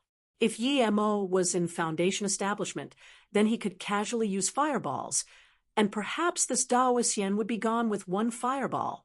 However, he was only stage 3 qi gathering. Perhaps before he even used his second Fireball, that whip would come. With Dao Xian's experience, it was very easy to see the weakness of his Fireball. Young man, you're very good. No wonder my 2 disciples would die to you. But if that's all you got, then don't even bother asking about the hidden sections. Go die with my 2 disciples. Then Dao Xian didn't even wait for Yimo to catch his breath before his whip turned into a black shadow striking towards Yimo's waist. Yimo just struck away Dao Xian's whip, and his hand was still hurting. He knew that this whip wasn't made from ordinary material. Just as Yimo expected, Dao Xian's whip was made from a weapon-making sect. This whip was an attacking magical artifact. Looking at Dao Xian's whip looming over, Yimo frowned. He thought that he should prepare a weapon for himself. Otherwise, he would be fine with ordinary people, but against this Daoist or someone similar to him, he was at a disadvantage. Bang! Bang! Yimo's fist struck the whip. Although his spirit sense was strong, this Dao Xian's movements were extremely rapid. As soon as Yimo knew where the whip would come, it had already come. Seeing Yimo deflect his whip for the second time, Dao Xian sneered. He also saw Yimo's disadvantage, and he didn't believe that Yimo had more inner qi than his decades of training. When Dao Xian's second whip was stopped by Yimo, he didn't even pull the whip back. The whip turned in midair and attacked for the 3rd time. It seemed to Yi Mo there was only one whip shadow, but luckily Yi Mo had spirit sense. Although the use of spirit sense was very little when fighting with someone like Dao Xian, it still had some use. Before this whip even hit Yi Mo, there was a searing feeling coming from it. Yi Mo's spirit sense had noticed that this whip was thicker than the other two. Yi Mo immediately knew this was Dao Xian's killing blow and focused. The feeling this whip gave Yi Mo was that the center of weight wasn't at the middle of the whip, but at the handle. If he attacked the middle of the whip like he did before, he would be helping Dao Xian to make the whip attack himself with greater power. In that case, it would be like fighting with himself and Dao Xian. Yi Mo's eyes grew cold. This Dao Xian was so sinister.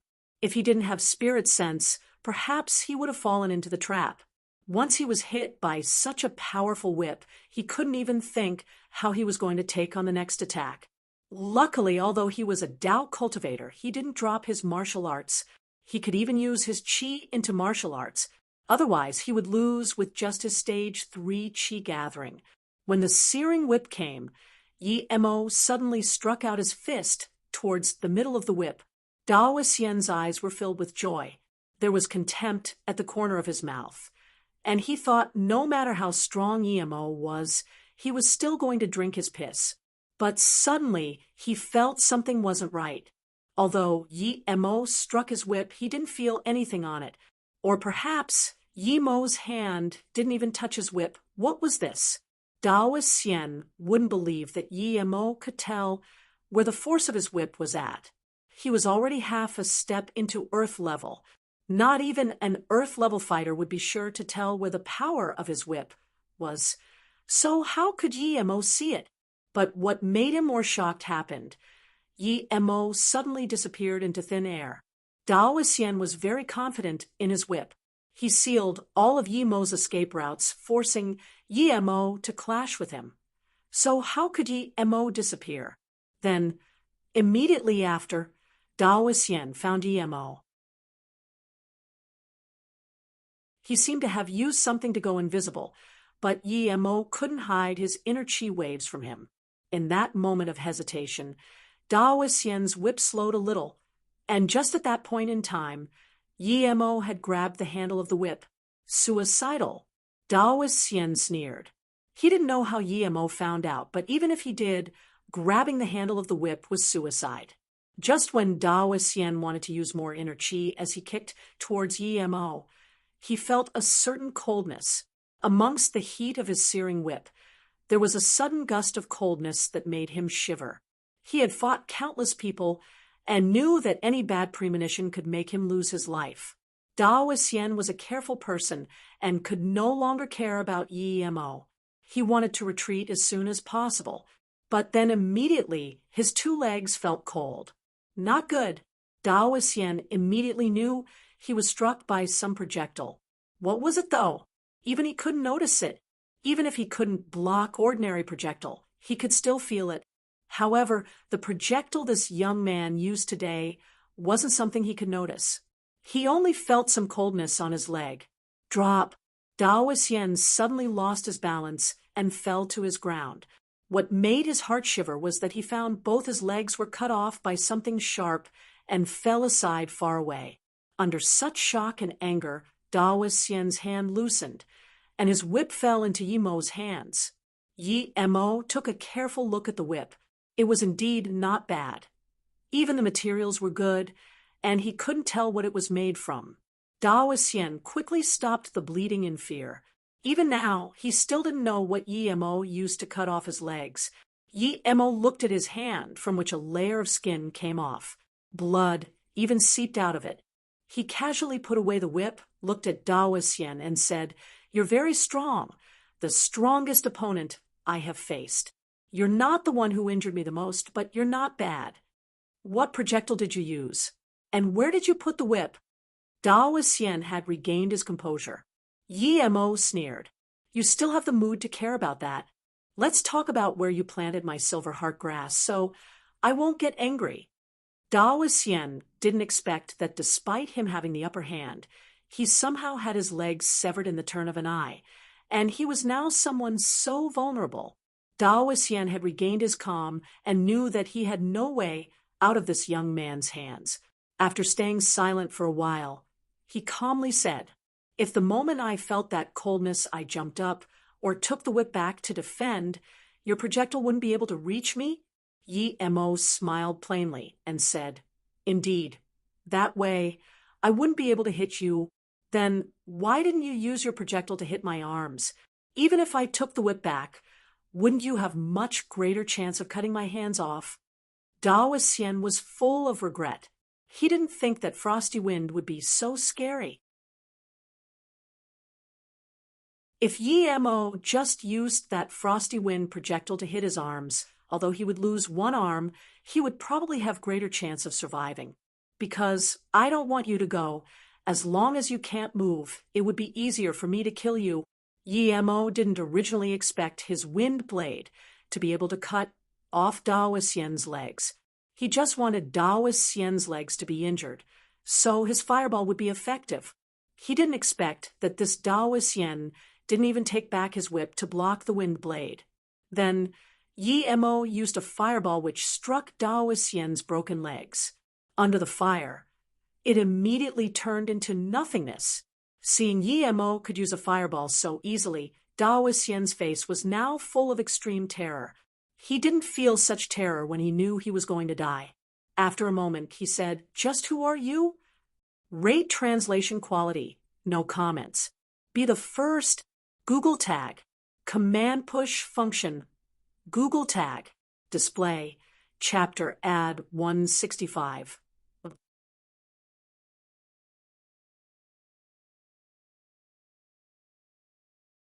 Daoisien finally understood why Yi Mo cut off his legs first. If his legs were fine, then that fireball wouldn't be able to do anything to him. Daoisien finally understood why Yi Mo cut off his legs first. If his legs were fine, then that fireball wouldn't be able to do anything to him. You don't need to know who I am. I said you shouldn't have taken my things. Since you did, then don't blame me. Then another fireball rose out of Yi Mo's hand. From nothing. You can create fireball from air.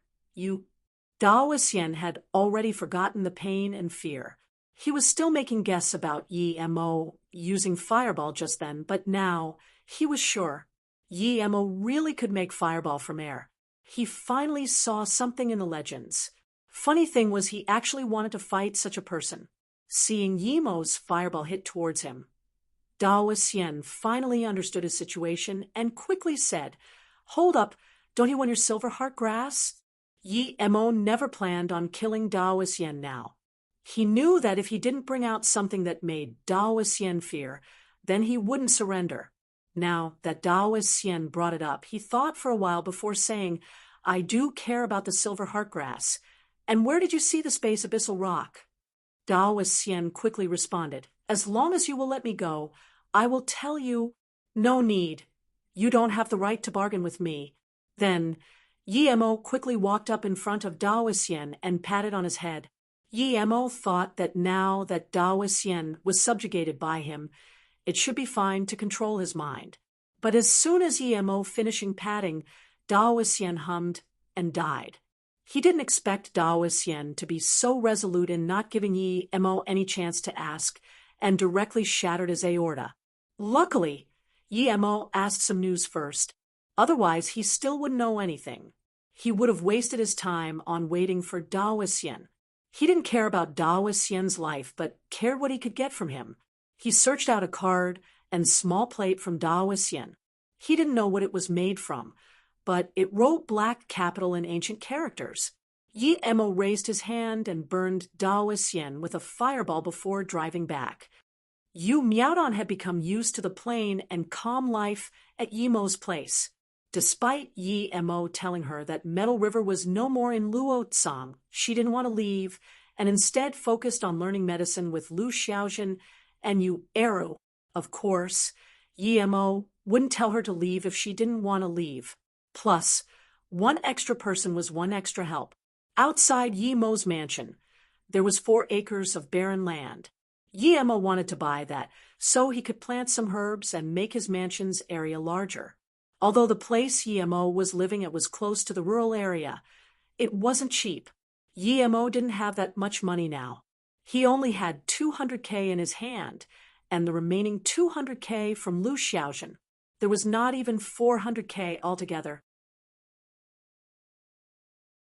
The price of that land might cost a few million, so perhaps he would even need connections to be able to buy it. The main source of Yemo's income now was the online clinic, although it had started, but there was not a single registered user. The reason was simple. Too few people knew of this clinic, and the registration price was too expensive. Yemo gave the money to Yu Eru and told him to buy large amounts of precious medical herbs. Although he couldn't concoct pills now, he could still make some soup and medical pills. A week later, Luo Tsang was quiet, and Metal River seemed to have disappeared. No one cared about it either.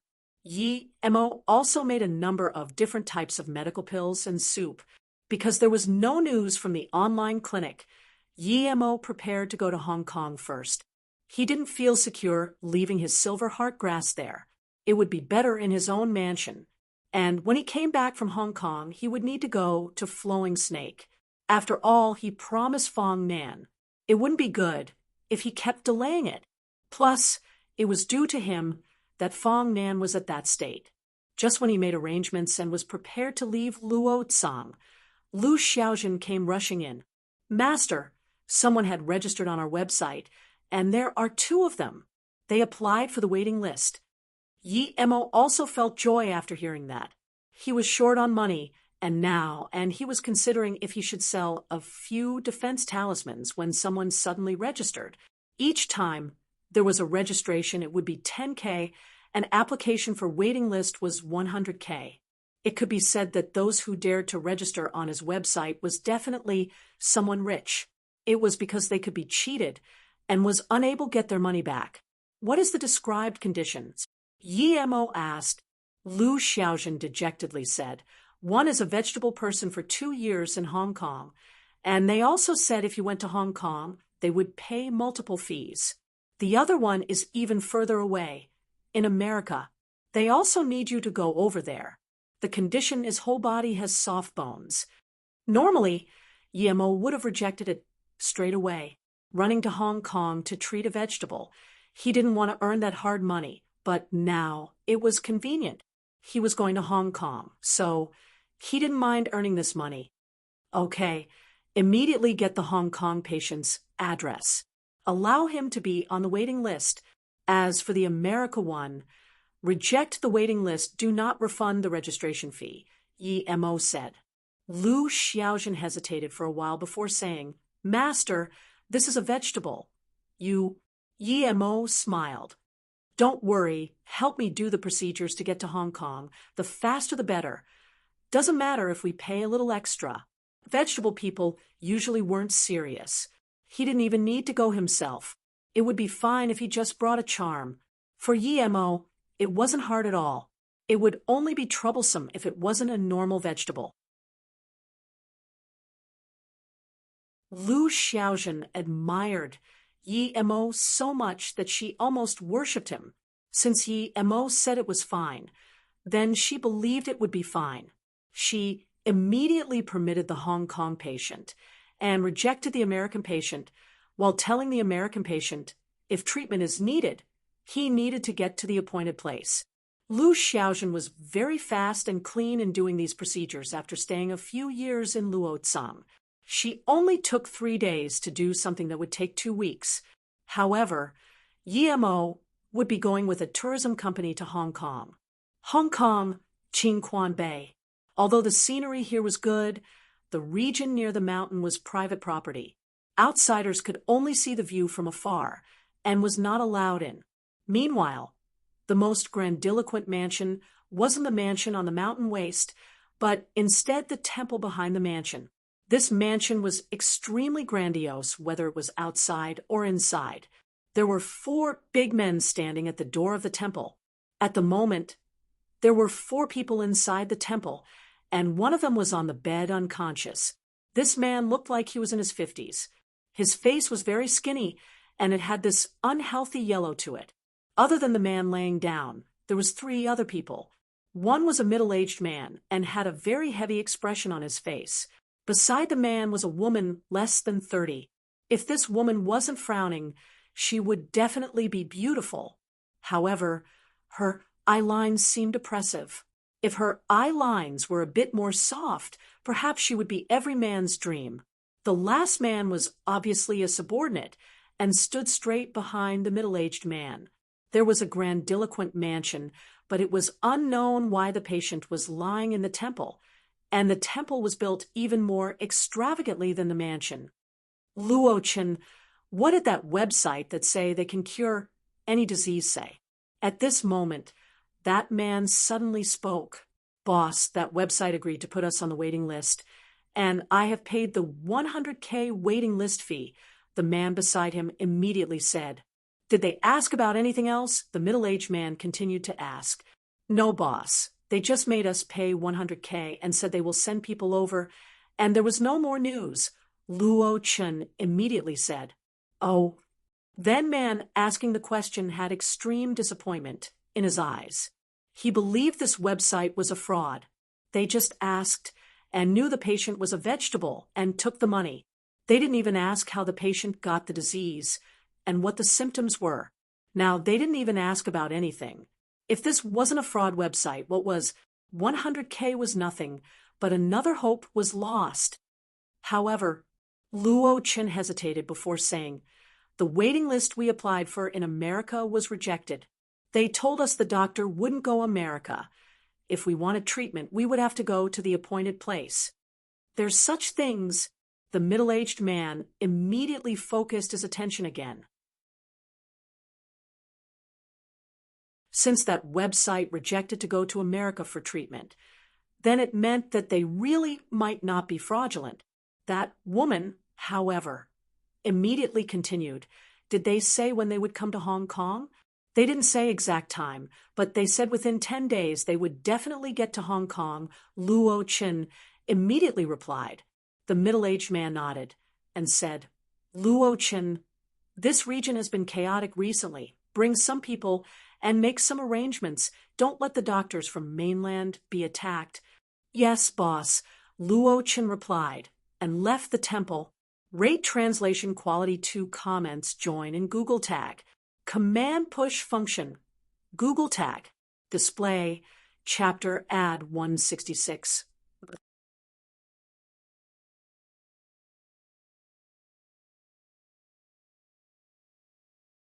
The tourist group Yemo joined was a rather popular one in Luotsang. Perhaps everything was arranged, so the tour leader never asked Yemo anything. He probably knew that Yemo was just using the tour to get to Hong Kong. The tourist group Yemo joined was a rather popular one in Luotsang. Perhaps everything was arranged, so the tour leader never asked Yemo anything. He probably knew that Yemo was just using the tour to get to Hong Kong. When the tour got to Hong Kong, the first thing they did was shopping, but Yemo separated with the tour group. He was planning to do his own thing first and get the silver heart grass before treating the patient. Yemo knew that the big boss of Metal River was Metal Mountain, and he knew that the latter was at Hong Kong. However, he didn't know where Metal Mountain lived. Yemo was not worried, though. Since Metal Mountain lived in Hong Kong, then he must have his power here. He only needed to go up to them. Before getting on the plane, the tour leader said that Miao Pu was the most chaotic. Although it was very popular, foreign tourists should not go there. Yemo wanted to find Metal Mountain. So, of course, he needed to go to the most chaotic place. Metal Mountain was the mafia lord. The darker and the more chaotic a place was, the easier it would be for him to get news of Metal Mountain. Miao Pu was indeed filled with people and all sorts of entertainment facilities. Outside, there were all sorts of fast food restaurants and stalls. It was like a big market, and there were all sorts of snacks that made people really want to try. Yemo saw one shop's fish balls rice cake made very exquisitely and couldn't resist to buy one. The owner was in his 50s, and he heard people call him Uncle Pei. His business wasn't bad. The time Yemo came wasn't the traffic peak yet, and there were still a few empty spots. This uncle's skills were indeed very good, and his movements were clean. Just a few minutes after sitting down, this uncle brought him a hot bowl of rice cakes decorated with a golden fishball on top. You must be from mainland. After giving Yemo the bowl of rice noodles, the uncle didn't have anything to do, so he casually started a conversation. Yemo ate a mouth of rice noodles, and indeed it tasted well. It was a bit spicy, but the taste was authentic. He didn't feel strange hearing the owner's question. His accent was different to the one in Hong Kong, after all. The two spoke for a while before a ruckus sounded. Yemo turned around and looked. Two group of people had started fighting opposite the vegetable market. Two people even ran over here. The people chasing behind pulled out a hack knife from somewhere and chased. Yemo looked at the two groups fighting. This place was indeed chaotic. The rice noodle shop owner immediately said, "Young man, you must not look. These sort of things happen every few days. Don't bother them, and they won't come to you." Yemo nodded and continued eating his rice noodles. When the rest of the people saw the fight was coming over here, they all quickly put down their bowls and rushed away, afraid to be caught in the crossfire. Then the only two people remaining at the shop were the boss and Yemo. Yemo was still eating his rice noodles. However, even the people nearby the stall retreated. However, one of the two people who ran to the rice noodle shop door was blocked. One of the slightly fat youth was kicked in the chest by the man with the sword and was rammed towards Yemo's table. "Punk, piss off, detang his business here." Then the three youths who chased here saw Yemo was still eating noodles and kicked over one of the pots Uncle Pei was cooking with. Immediately, the rice noodles inside poured out. Yemo's good mood was ruined. He took the bowl and walked to the youth who was just talking and covered his face with the bowl before coldly saying, "So what if I don't piss off?" Arg. The youth howled as his face was burned red and white by the boiling hot rice noodles. "Charge! Hack this bastard!" This youth endured the pain, raised his sword, and charged at Yemo. The other two reacted, and both held up their swords as they charged towards Yemo as well. Bang, bang, bang. Yemo kicked consecutively, and the youth who charged towards him were all kicked over. Yemo didn't even move from his position. After the few youth were kicked to the ground, they looked at Yemo in terror. After a while, they finally crawled up and slowly retreated. They knew they met a tough one. "Punk, watch out. Just you wait. F*** king with the detang." One youth retreated while he left behind some tough words, but before he finished, Yemo went up and kicked this guy right on the face. The talking youth was kicked out many meters by Yemo again. His nose was bleeding and two of his teeth fell out. Then he turned around in terror, not daring to say anything. That slightly fat youth also got up shakily and wanted to retreat. "You come over," Yemo suddenly said. This youth walked shakily in front of Yemo. May I ask what you want me?" Yemo's movements were too scary just then that he couldn't even say a complete sentence. "Do you know Metal River?" Yemo casually asked. "Metal River?" The fatty's expression changed immediately and said, "I don't know. I'm going." Then the fatty stumbled out of the shop. Yemo didn't go stop him. He thought that if you don't know, never mind then. Why so scared? At this moment, the Uncle Pei looked at Yemo with admiration before coming up and saying, "Young man, the people you just hit are from Detang. Even the police can't do anything about them. You should leave quickly. If they come, it will be hard for you to escape." He believed that although Yemo is good at fighting, but that didn't mean anything in front of Detang. Yemo thanked this Uncle Pei for his warm heart and stood up. At this moment, the police cars finally came. After leaving the shop, Yemo prepared to find a hotel to live first. He wasn't afraid of the mafia's revenge. He just didn't want to be wasting time with the police. Yi Mo was disappointed on not being able to hear about Metal River. However, his main purpose coming to Hong Kong was to get his silver heart grass back. The second purpose was to cure disease, so he needed to find a place to stay first and go to a nightclub at night to search for more information.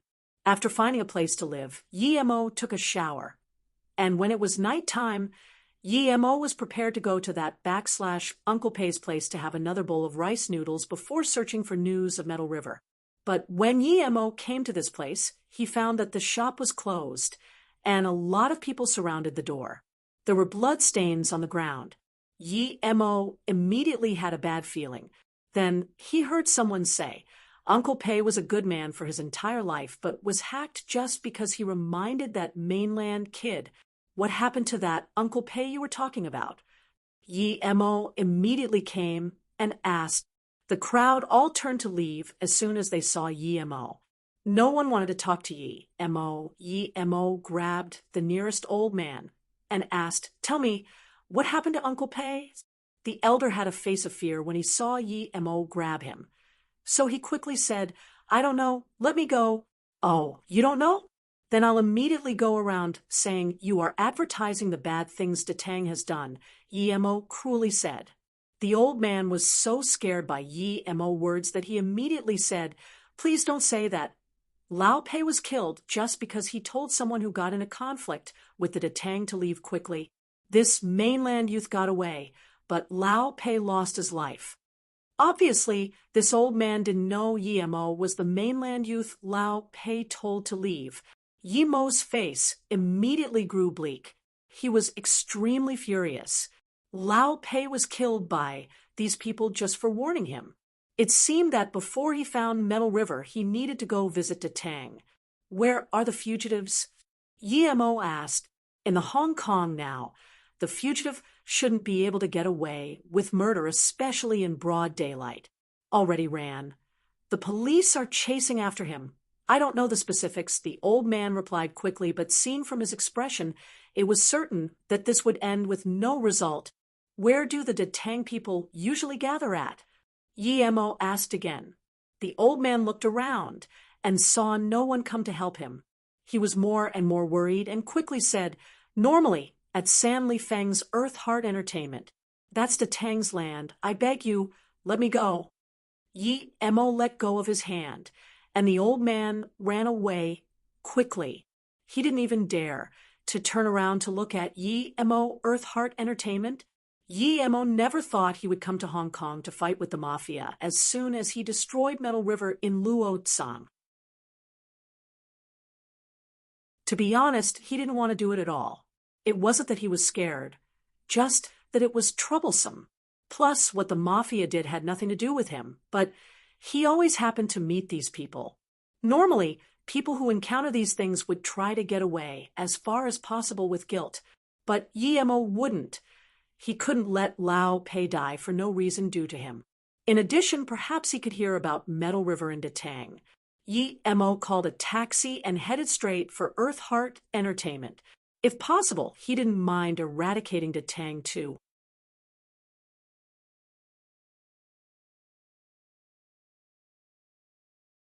He casually spread chi around his face to avoid being captured by cameras.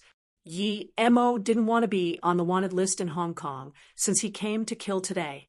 Detang's gangsters could be fine after killing or judged as accident, but he couldn't. He casually spread chi around his face to avoid being captured by cameras. Yi Mo didn't want to be on the wanted list in Hong Kong since he came to kill today. Detang's gangsters could be fine after killing or judged as accident, but he couldn't.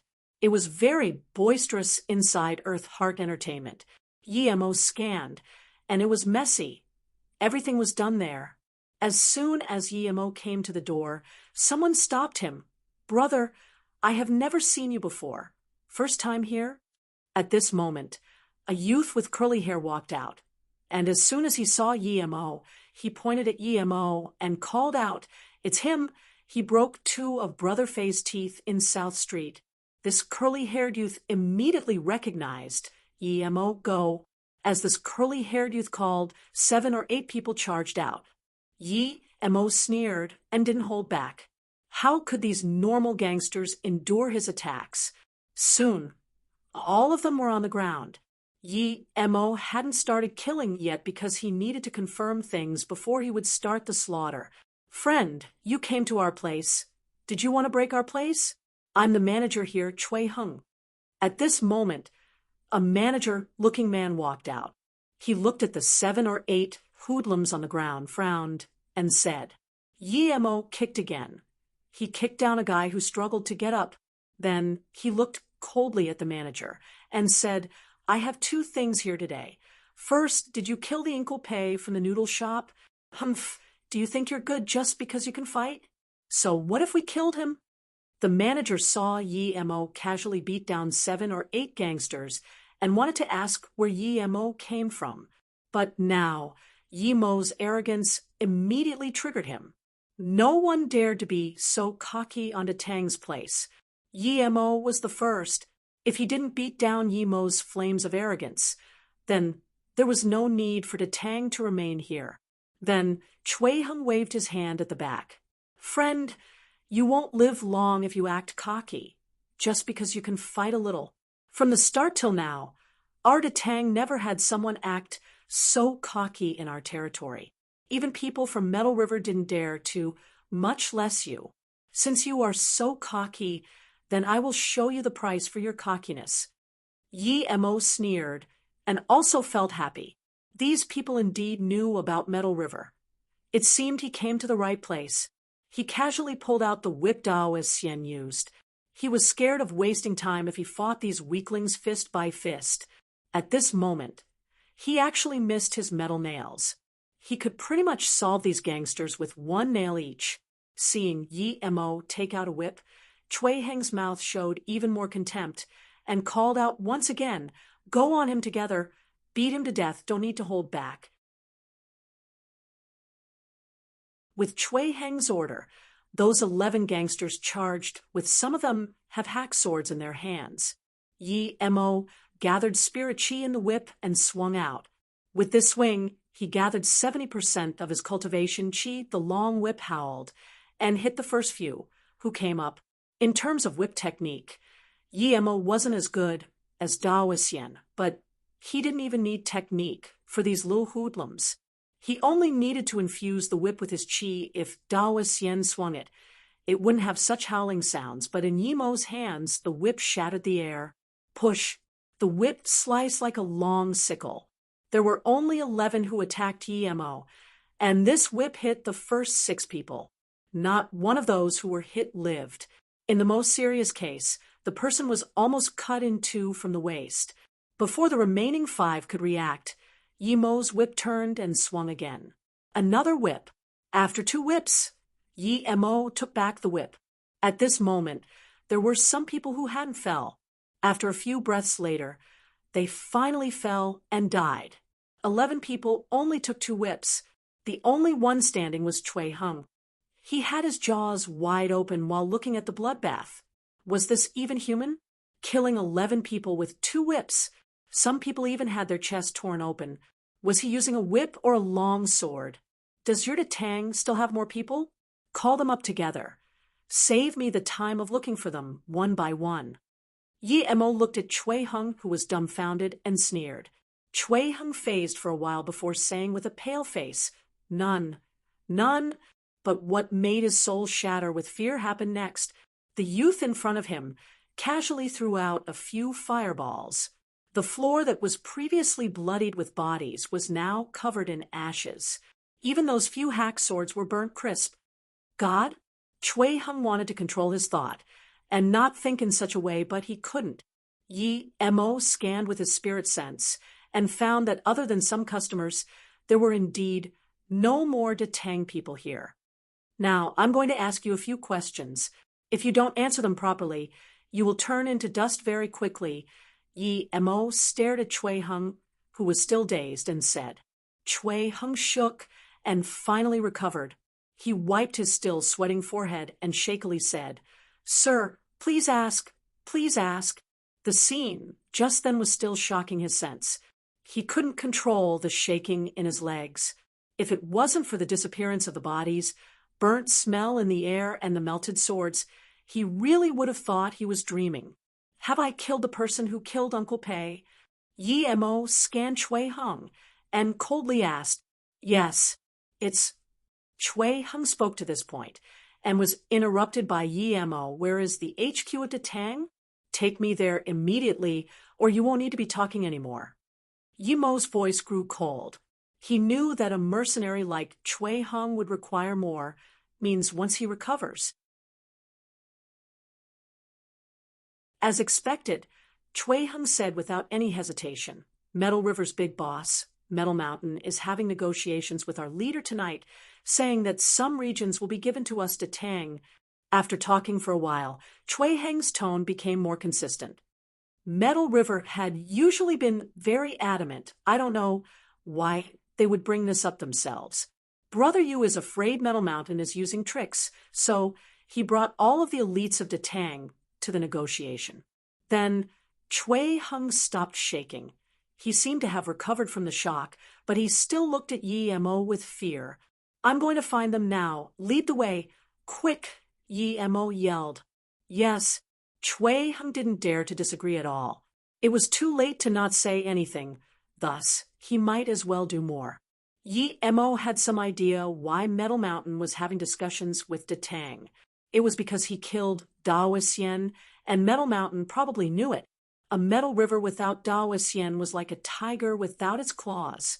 Metal Mountain was acting early. Once Detang knew that Metal River no longer had Daoisien, and then they fought, Metal River would lose more things. Detang and Metal River set the discussion place at West Sands region. West Sand was the largest gang in Hong Kong other than Detang and Metal River. Both parties would agree to having the discussion here. After nearly 40 minutes, Chui Hung drove a Mercedes to West Sands land. Both parties chose a large private manor. When Chui Hung drove the car in, there were already tens of luxurious limousines parked outside. Chui Hung was stopped at the door. Yi Mo only needed to scan with his spirit sense to know that there were around 200 people in the light and dark. It seemed they would fight with the slightest disagreement. I'm Chui Hung from Detang. I need to see my leader, Chui Hung quickly said to the guard. The guard's face didn't change at all and said, There's an important meeting going on inside. No one is allowed in and out.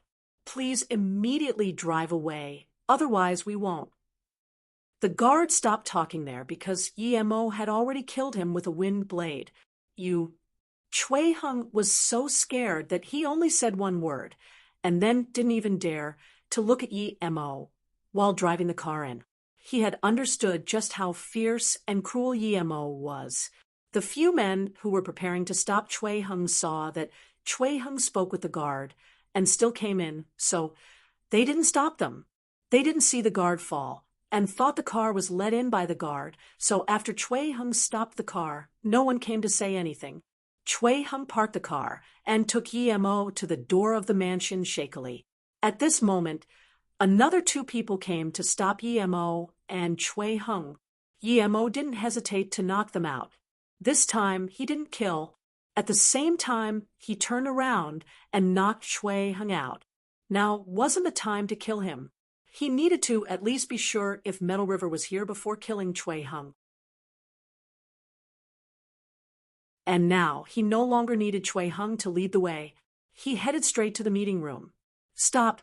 The two black, clothed bulky men at the door raised their gun and said, If these two people didn't point guns, perhaps Yi Mo would just knock them out, but Yi Mo hated people pointing guns at him. He didn't hesitate to throw 2 fireballs before kicking towards the door of the meeting room. Rate translation quality 2 comments join in Google tag. Command push function. Google tag. Display. Chapter Ad 168.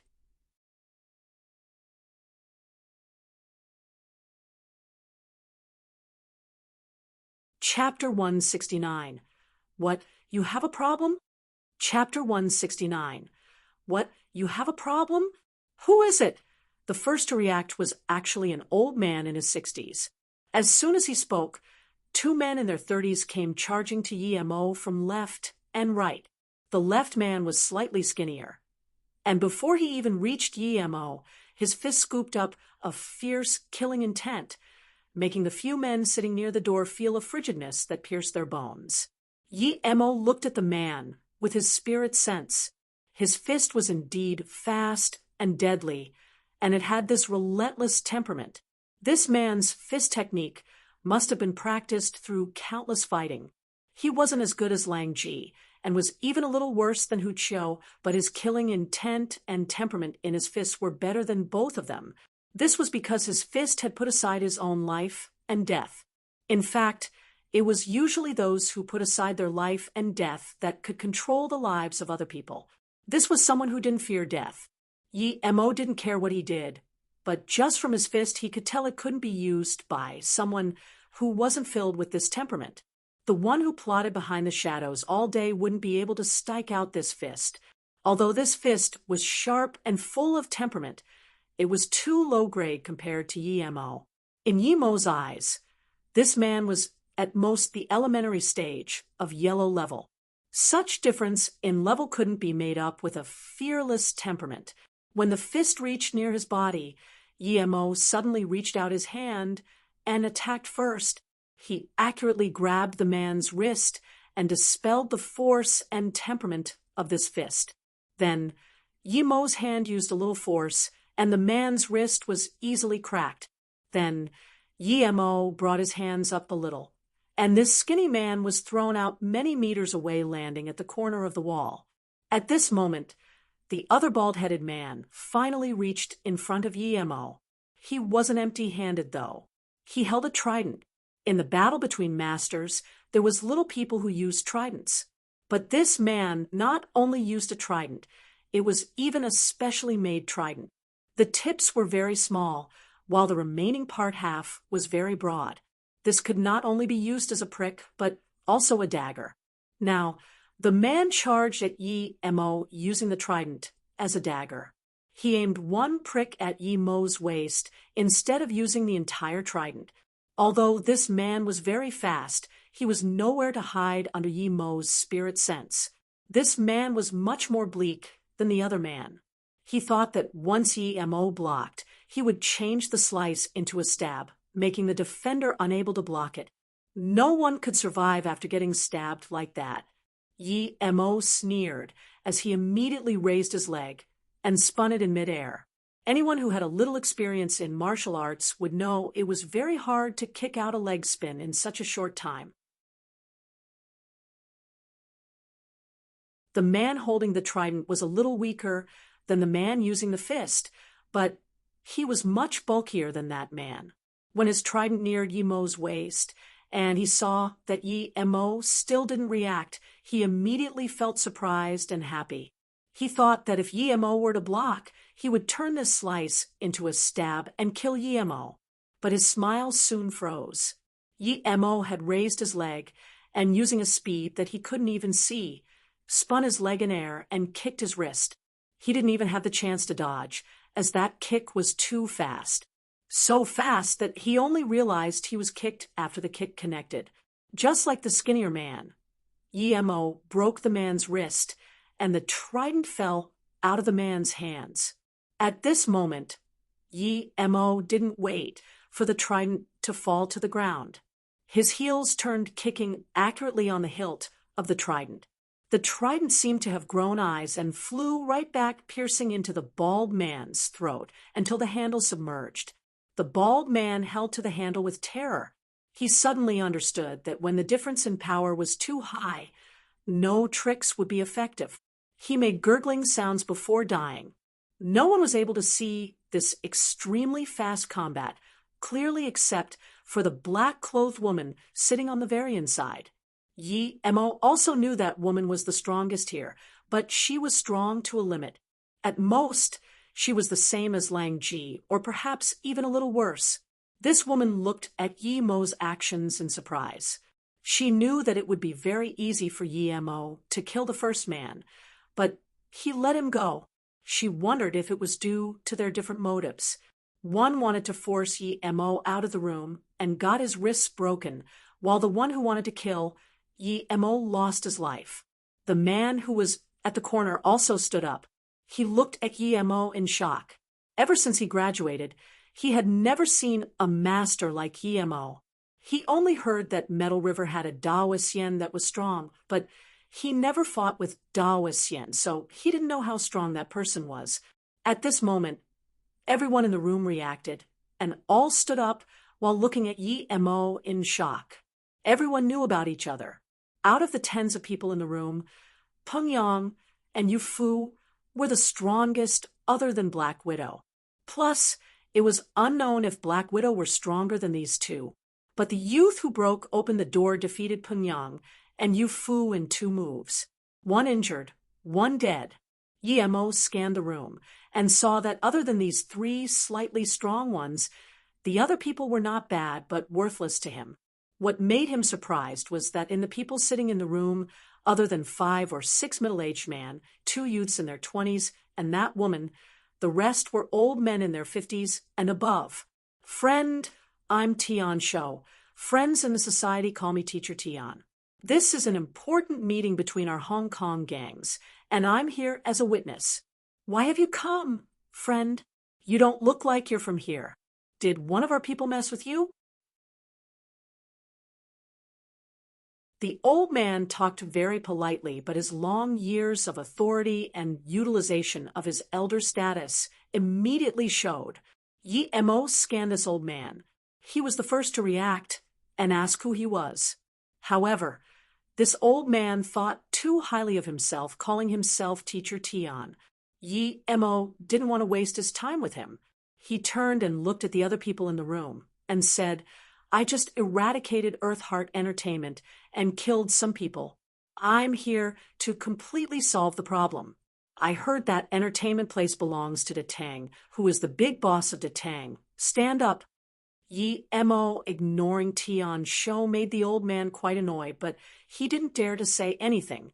Regardless of whether he really did kill those people, his fierce killing meant he was not someone to be easily messed with. A man in his 40s suddenly stood up and said in a low voice, I'm Zui Yu of Detang. Do I have conflict with you? Why are you killing all of us, Detang? It's all the elites of Hong Kong here. No matter how strong you are, do you think you can kill all of the friends in the business? Zui Yu's words were rather skillful. He put himself at a weak position before pulling all of the friends in the Hong Kong underground world to his side.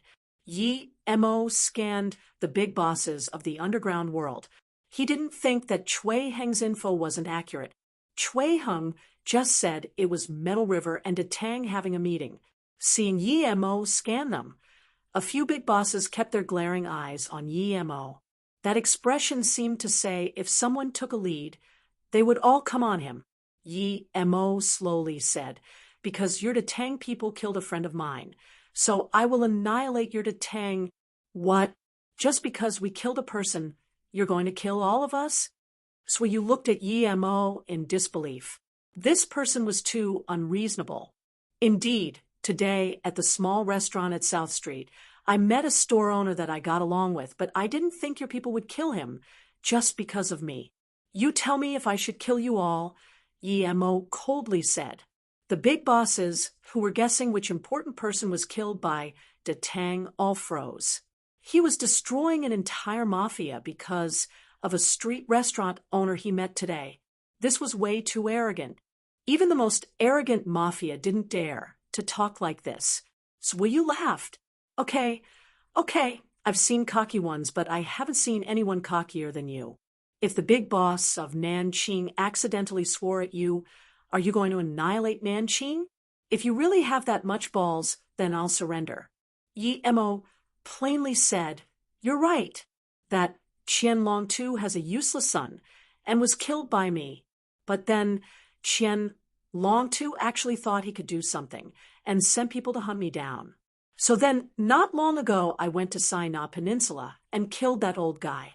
What? Do you have a problem? What? You killed Qian Long Tu? Not. Zui Yu's face finally changed.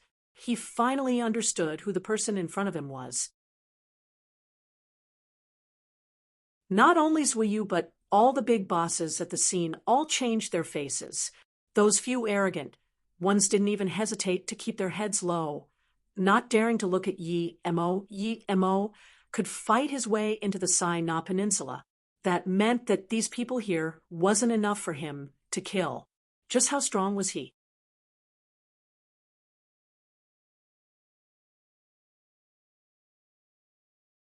Chapter 170. Predecessor. Chapter 170. Predecessor. The two men standing behind Suyu suddenly pulled out their guns and rapidly shot at Yi Mo's side. It seemed that he really needed to prepare some normal nails on him. Otherwise, he was sure he could kill these two before they fired. Meanwhile, the shooting speed of Wind Blade couldn't keep up with Bullet, much less a fireball. After the gun fired, everyone was happy. They didn't expect to have the chance to fire in front of Yi Mo. Suddenly, Yi Mo waved his hand, and a chi wall immediately surrounded him. When the two bullets reached near the wall, it slowed down, but this was only seen under Yi Mo's spirit sense. Before other people saw what happened, Yi Mo had already grabbed the two bullets and threw it back. There was another 2 gunshots. When the two opened fire for the second time, Yi Mo's bullets had already pierced their forehead. 2 blood dots appeared on their heads, and Yi Mo just managed to catch the 2 bullets they shot out again. At this moment, the 2 men finally fell to the ground. There was not a single person in the room that wasn't experienced in fighting and death. What else have they not seen? Although they have heard that some people could catch bullets, but it was the first time they saw it with their own eyes. They couldn't even believe their own eyes. This wasn't all. The person who caught the bullet could use the bullet to kill the shooter. Some knowledgeable people have already guessed that Yi Mo came from the hidden sections. No matter how strong the people in Mafia was, nor how many people they had, they wouldn't be able to compare with the hidden sections. If it wasn't for that the people in the hidden sects had a different pursuit, they would not be able to sit here and have meetings. Although Suyu was fierce, but faced with someone who could kill him at any time, his back had already begun sweating. He warned himself that he was the big boss of Detang, but he couldn't suppress the fear of death inside of him. Other people who said they would kill him were just threatening him and needed to worry about revenge. But this person dared to even kill Qianlong too, so it was all too easy to kill him. So you looked around hopefully. Those big bosses who were just talking about unity all lowered their heads. Not one person dared to come out and speak for him. He scanned already and took back his disappointed gaze. It seemed it would be impracticable to find help here. Plus, he understood, so what if someone came to help him? Was he stronger than Qianlong too? With the temperament and posture, Yi Mo came in, so you didn't doubt at all that he killed Qianlong too. Friend, predecessor, so you saluted with his fists. He hesitated before abandoning his pride and saying, predecessor, although I'm the big boss of Detang, but there are good and bad people in my men. If they annoyed you, I'm here to apologize. He then looked at Yi Mo's agreeing face where you didn't dare to breathe loud, and continued, I know I angered predecessor. If there's anything you want me to do, please tell me. If you need my life, do as you wish. Yi Mo sneered after listening to Suyu's words. He knew that Suyu couldn't have such no fear of death temperament. Yi Mo suddenly threw out the bullet in his hand. Before Suyu could react, it had pierced Suyu's shoulder. Suyu's face turned pale, but he didn't dare to move. He knew that if Yi Mo wanted to kill him, he would have died there. Go back and kill the person responsible and immediately disband your Detang. Also, go pay tributes to Uncle Pei's grave. After you have done this, come look for me, Yi Mo coldly said. He didn't say that the bullet had sealed Suyu's heart meridian. If Suyu dared to not look for him in 3 days, he would die. And Yi Mo knew that Suyu didn't dare to come back for him. At most, he would disband Detang and run. So Yi Mo wouldn't chase him. Since he dared to run, then death would await him. If he guessed wrong, and that Suyu really dared to come look for him, he wouldn't mind letting him live. Suyu's heart raced with joy. Of course, he wouldn't be so dumb to come find Emo. He just wanted to leave Emo as far as possible. Emo looked at him coldly as Suiyu held his arm and left desperately. He didn't even ask how he could find him. Emo knew he was right. This guy wanted to run indeed.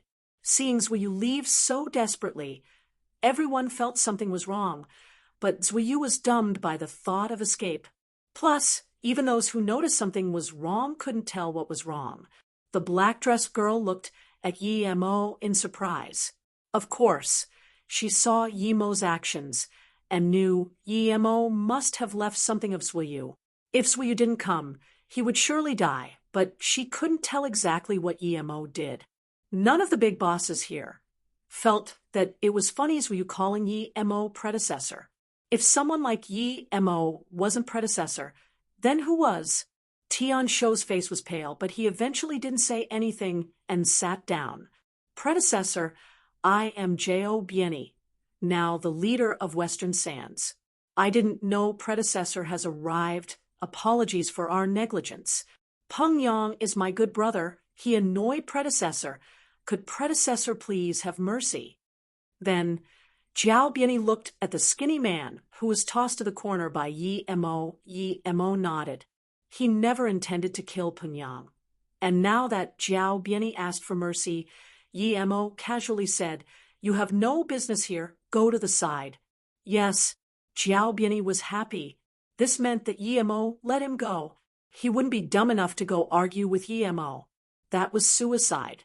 Then the black-clothed woman suddenly stood up and copied Jiao Bieni's tone. "I'm Su Yuehua. People call me Black Widow. Greetings, predecessor." Seeing that Jiao Bieni and the Black Widow spoke like that, all the big bosses stood up while reporting their name and gang. Everything seemed so orderly all of a sudden. Afterwards, Emo found Metal Mountain. He seemed to be in his 50s, however, his eyes seemed sunken, not allowing people to see what he's thinking about. "I'm Emo. My principle is I don't mess with those who don't mess with me. Since you mess with me, then don't blame me. Metal Mountain, stand up." The first part of Yemo's words made everyone gasp a sigh of relief. They thought everything had ended, but then his latter part hung up everyone's hearts. They were scared that Emo was looking for more trouble. "Predecessor, I'm Metal Mountain. What business does predecessor have with me?" Of course, Metal Mountain didn't know Yemo's name. Not even Daoist Xian knew him. Although Metal Mountain was the famous head of a gang in Hong Kong, his facial expression was very polite. The difference with him and Suiyu was that he was calm, although remaining polite. Everyone knew that the reason Metal Mountain was so calm was because he had a very strong assistant called Daoist Xian. This was the reason he could be the leading power in the Hong Kong underworld. "Because your men have messed with me. I came here today just for you." Emo could tell that Metal Mountain wasn't simple. His title was Metal Chains Crossing the River, and he did seem like a troublesome person. No wonder Wu Xueming was no match for him. "This is the first time I saw you, predecessor." "Who messed with you, predecessor?" Metal Mountain wasn't afraid as Jiao Bieni, because he wasn't sure if Daoist Xian was killed. If Daoist Xian was here, he wouldn't be afraid of anyone. Even if Emo was very strong, he believed that Emo was no match for Daoist Xian. Emo could tell by Metal Mountain's expression that he had his hopes on Daoist Xian. He sneered before saying, "That Daoist is your man, right? His disciple stole a type of grass I planted, so he pissed me off. Oh, by the way, I've slaughtered both him and his 2 disciples. I've annihilated your metal river in Luo Tsang." Yemo's words was like a huge hammer smashing into Metal Mountain's chest. Daoist Xian was killed, and this meant that his leading position would come to an end.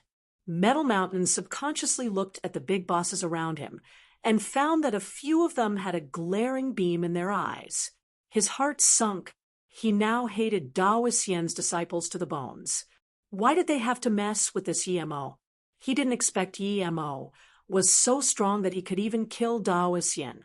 Daoist Xian was a master who was one step away from Earth level. Seeing the sneer at the corner of Yimo's mouth, Metal Mountain shivered.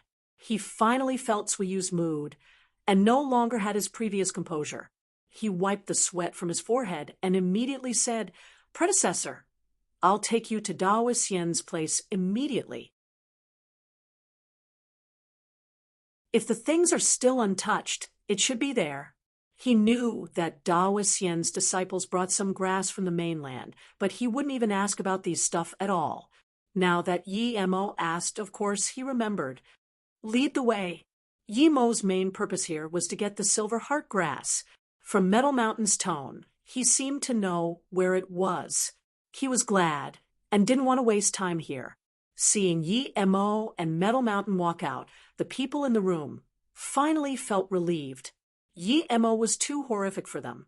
He could no longer be threatened by any gang. You're tuning in to the Mystic Fist YouTube channel. Don't forget to subscribe and join us on this journey to catch the most captivating stories.